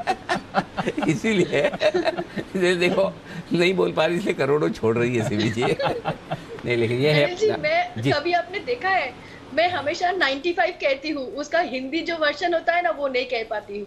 हाँ, अब देखेंगे कोई भी टारगेट देने में अगर 95 होता है तो मैं 95 देती हूँ। लेकिन इसमें और इसमें लेकिन ये मस्ती मजाक की बात अलग है, लेकिन आप किसी भी तरह की हिंदी बोलते हो, किसी भी तरह की इंग्लिश बोलते हो, कोई भी भाषा बोलते हो, अगर आपकी जो मातृभाषा है जहाँ आप पले बढ़े हैं उसका अगर उसके अंदर समावेश है तो बिल्कुल भी गलत नहीं है। सिंपल सी चीज़ है, अगर हमारे अंग्रेजी के प्रोनाउंसिएशन पर, उच्चारण पर कोई हंसे तो उसको सिंपल लगान वाली पिक्चर बताइए और कहिए वहाँ जो अंग्रेज था दुगुना लगान दे पड़ेगा। वो भी हिंदी ऐसी बोलता था, बराबर ना। तो अंग्रेज हिंदी बोलेंगे जैसी वो बोलेंगे, उससे बड़े इंग्लिश तो हम बोल लेंगे आराम से, है ना। बिल्कुल। वही हाल दूसरी किसी भी भाषा के लिए हिंदी इंग्लिश है। तो इसलिए हर आदमी, अगर बंसल जी हिंदी या इंग्लिश बोलेंगे तो अपने हिसाब से बोलेंगे, हम जो भी भाषा बोलेंगे, जो जहाँ रहता है, जिस वातावरण में पला बढ़ा है, जिस भाषा के साथ पला बढ़ा है, तो दूसरी भाषा बोलेगा तो वो आएगा ही आएगा उसमें, और आना भी चाहिए। जैसे दक्षिण भारत के लोग हिंदी बोलने की कोशिश करते हैं, बोलते बड़े प्यार से, सम्मान से, और अगर हम दक्षिण की भाषा सीखेंगे तो हम वो उतनी परफेक्ट बोल नहीं पाएंगे जैसे वो वहाँ की भाषा बोलते हैं। तो ये तो फर्क हमेशा रहेगा, और यही सबसे बड़ी खास बात है हिंदी की भी और बाकी दूसरी भाषाओं की, कि हम एक दूसरे को साथ लेकर चलते हैं, और इसीलिए आज हम हिंदी दिवस मना भी रहे हैं। आप सबको बहुत बहुत शुभकामनाएं एक बार फिर से हिंदी दिवस की। आइए अब शाम की प्रोग्रामिंग की तरफ बढ़ते हैं आगे। उससे पहले बता दें एग्जैक्टली 18,000 के नीचे क्लोजिंग नहीं होगी हमारी, बच गई। नहीं तो 18,003 पर बंद हुआ है निफ्टी, और 41,400 के आसपास हम बंद हो गए, 41,450, दोनों जगह 405, दोनों जगह बच गए दीप। क्लोजिंग एकदम परफेक्ट वहीं पर है। 115 अंक लाइफ हाई क्लोजिंग है sir, life high closing bank Nifty की नहीं, बैंक निफ्टी की, और बैंक निफ्टी की 18,447 काइंड ऑफ ऐसी कोई हाई है। एनीवे, सो 125 पॉइंट ऊपर डाउ फ्यूचर्स है, 70 पॉइंट ऊपर नैस्डैक फ्यूचर्स है। अब आइए शाम के कार्यक्रम। देश में कुत्तों के काटने से, सॉरी डॉगीज, दीप बैठे पास में। और भी किसी के यहाँ है क्या पेट? है किसी के यहाँ और भी है? कोई आपके यहाँ और किसी के यहाँ? सचिन जी के साथ, सचिन जी के पास, सचिन जी आपके पास है, किरण जी के पास है। ओके, तो बाकी लोग जो बोलना है बोले। किरण जी और हमारे दीप के क्या बोलते हैं? डॉगीज। हाँ, तो डॉगीज के काटने से हर साल करीब 20,000 से नहीं 20,000 से ज्यादा लोगों की मौत हो जाती है। कुछ ज्यादा नहीं लग रहा है? बहुत बड़ा आंकड़ा है। हाँ, बड़ा चढ़ा के तो नहीं बताया जा रहा कि इतने थोड़ी है। ये आंकड़ा अचानक आज हम आपको इसलिए बता रहे हैं क्योंकि पिछले दिनों देश भर में कुत्तों के हमले अचानक से बढ़ गए हैं, और पालतू कुत्ते भी हो गए हमलावर। दिल्ली, मुंबई, केरल, हर जगह से डॉग बाइट की तस्वीरें आ रही। आज शाम 6 बजे आपकी खबर आपका फायदा में हम करेंगे इस पर चर्चा। आखिर डॉगीज में बढ़ती हुई आक्रामकता की वजह क्या है? क्या लोग शौकिया तौर पर डॉगीज पाल लेते हैं मगर जिम्मेदारी से देख रेख नहीं कर पाते? क्या ट्रेनिंग नहीं मिलने की वजह से डॉगीज हमलावर होते जा रहे हैं? अब मैं सीख गया। चर्चा में हमारा साथ देंगे डॉक्टर विनोद शर्मा साहब, जो कि जाने माने पशु चिकित्सक हैं, DCC animal hospital and pet care के। अशोक प्रताप राय साहब जुड़ेंगे, प्रेसिडेंट पेट लवर्स एसोसिएशन के, वो आपको बताएंगे। शाम 5:56 पर घर में श्वान पड़ोस में घमासान। वाह, श्वान का मतलब चौंके मत, श्वान का मतलब कुत्ता ही होता है, डोगी ही होता है। आज हिंदी दिवस है, इसलिए हमने आपको शुद्ध भाषा में हिंदी नाम बताया है, श्वान। संस्कृत में भी श्वान बोला जाता है। श्वान संस्कृत में सिखाया था। हाँ, हिंदी में भी और संस्कृत में कई शब्द जो है वो कॉमन है, उनमें से एक ये भी है। पिछले कुछ महीनों में निवेशकों की रुचि पैसिव इन्वेस्टमेंट की तरफ ज़्यादा बढ़ी है। एमफी के हाल ही में आए आंकड़ों से इसके संकेत मिल रहे हैं। बताएंगे आज हम आपको मनी गुरु में कि कैसे पैसिव फंड जैसे कि इंडेक्स फंड, ETF, फंड और फंड, इनके फ़ायदे क्या है, नुकसान क्या है, निवेश कैसे करें, कैसे कम लागत में ये ज़्यादा मुनाफा दे सकते हैं। इंडेक्स फंड मुनाफा ज़्यादा, लागत कम। हमारा साथ देंगी राधिका गुप्ता जी, MD और CEO एडलवाइज म्यूचुअल फंड के, और हेमंत रुस्तगी साहब होंगे CEO wise invest private limited के। आर्मीनिया और अजरबैजान के बीच फिर से युद्ध शुरू हो गया है। सीमा पर जारी इस लड़ाई से अभी तक दोनों देशों में लगभग 100 सैनिकों की मौत हो चुकी है। इंडिया 360 डिग्री में बताएंगे इन दोनों के देशों के बीच घमासान क्यों छिड़ी है और दोनों देशों के बीच युद्ध की जड़ क्या है, पूरी डिटेल बताएंगे आपको। आर्मीनिया अजरबैजान क्यों छिड़ा घमासान, ये वाला देश तो मैं घूम के आया हूँ 2019 में। अजरबैजान गए थे ना? हाँ, 2019 में गया था। ये तो यहाँ पर जी में आने के बाद मेरी इकलौती विदेश यात्रा थी शायद ये, तो जो मैं करके आया था। तो वो छोटा सा देश है, ज़्यादा बड़ा नहीं है, ऑयल रिच। हाँ, वो वहाँ पर मतलब ऐसा बोलते हैं थोड़ा सा गड्ढा खोदो तो तेल निकल जाए, इतना ऑयल है। हाँ, बिल्कुल। और हिस्ट्री तो छोटी सी है, वैसे ज़्यादा नहीं, शायद 92-94 में ये देश आज़ाद हुआ, लेकिन घुमाते ऐसे हैं, मार्केटिंग का गजब की है दी। बिल्कुल सर। और रिच हिस्ट्री फिर मैं देखा, और फोर्ट, वो हमारा चित्तौड़ का किला है, उसका 10% भी उनका फोर्ट नहीं है। 10% ज़्यादा बोल गया, सॉरी, 5% भी नहीं। और हिस्ट्री जितनी हमारी पुरानी, उसकी 5% भी पुरानी। 94 मेरे पैदा होने के बाद तो पैदा हुआ है। लेकिन वही साहब मार्केटिंग देखो, हमारे पास इतनी बढ़िया बढ़िया ऐसी मतलब धरोहर है ऐतिहासिक, लेकिन मार्केटिंग नहीं है इस सेक्टर में। एनीवे, चलिए, PM मोदी कल उज्बेकिस्तान के समरकंद में होने वाले SCO समिट में होंगे शामिल। शंघाई कोऑपरेशन ऑर्गेनाइजेशन की इस 2 दिनों की बैठक में प्रधानमंत्री मोदी रूस, यूक्रेन समेत कई मुद्दों पर भारत की रखेंगे बात। इंडिया 360 के में हम बताएंगे आपको मीटिंग का एजेंडा और क्या होगा खास इस बार, देखिए जरूर। समरकंद में मोदी मंत्र। इन्फोसिस ने अपने कर्मचारियों को मून लाइटिंग से दूर रहने को कहा है, लेकिन सिर्फ इन्फोसिस ही नहीं बल्कि कई IT कंपनियां मून लाइटिंग के खिलाफ सख्त रुख अपना रही है। आखिर क्या है मून लाइटिंग और IT कंपनियों में क्यों मची है फाइट? मून लाइटिंग पर IT में फाइटिंग, वाह, ये है हमारी एक और कवर स्टोरी जो आप जरूर देखिएगा। समाचार समाप्त हुए। ओके, कुणाल जी, राकेश जी और साथ ही किरण जी का बहुत बहुत धन्यवाद। सिमी जी, अविनाश जी और जय ठक्कर साहब का भी शुक्रिया साथ देने के लिए। कल है वायदा कारोबार की वीकली एक्सपायरी, एक्शन रहेगा भरपूर, समय से आ जाइएगा बिल्कुल। कल सुबह आपका फिर से अच्छा, कल तो बसिन साहब भी आ रहे हैं, बिल्कुल। ओके, तो आप सबका रहेगा स्वागत। फिलहाल मुझे दीप को इजाजत दीजिए, नमस्कार।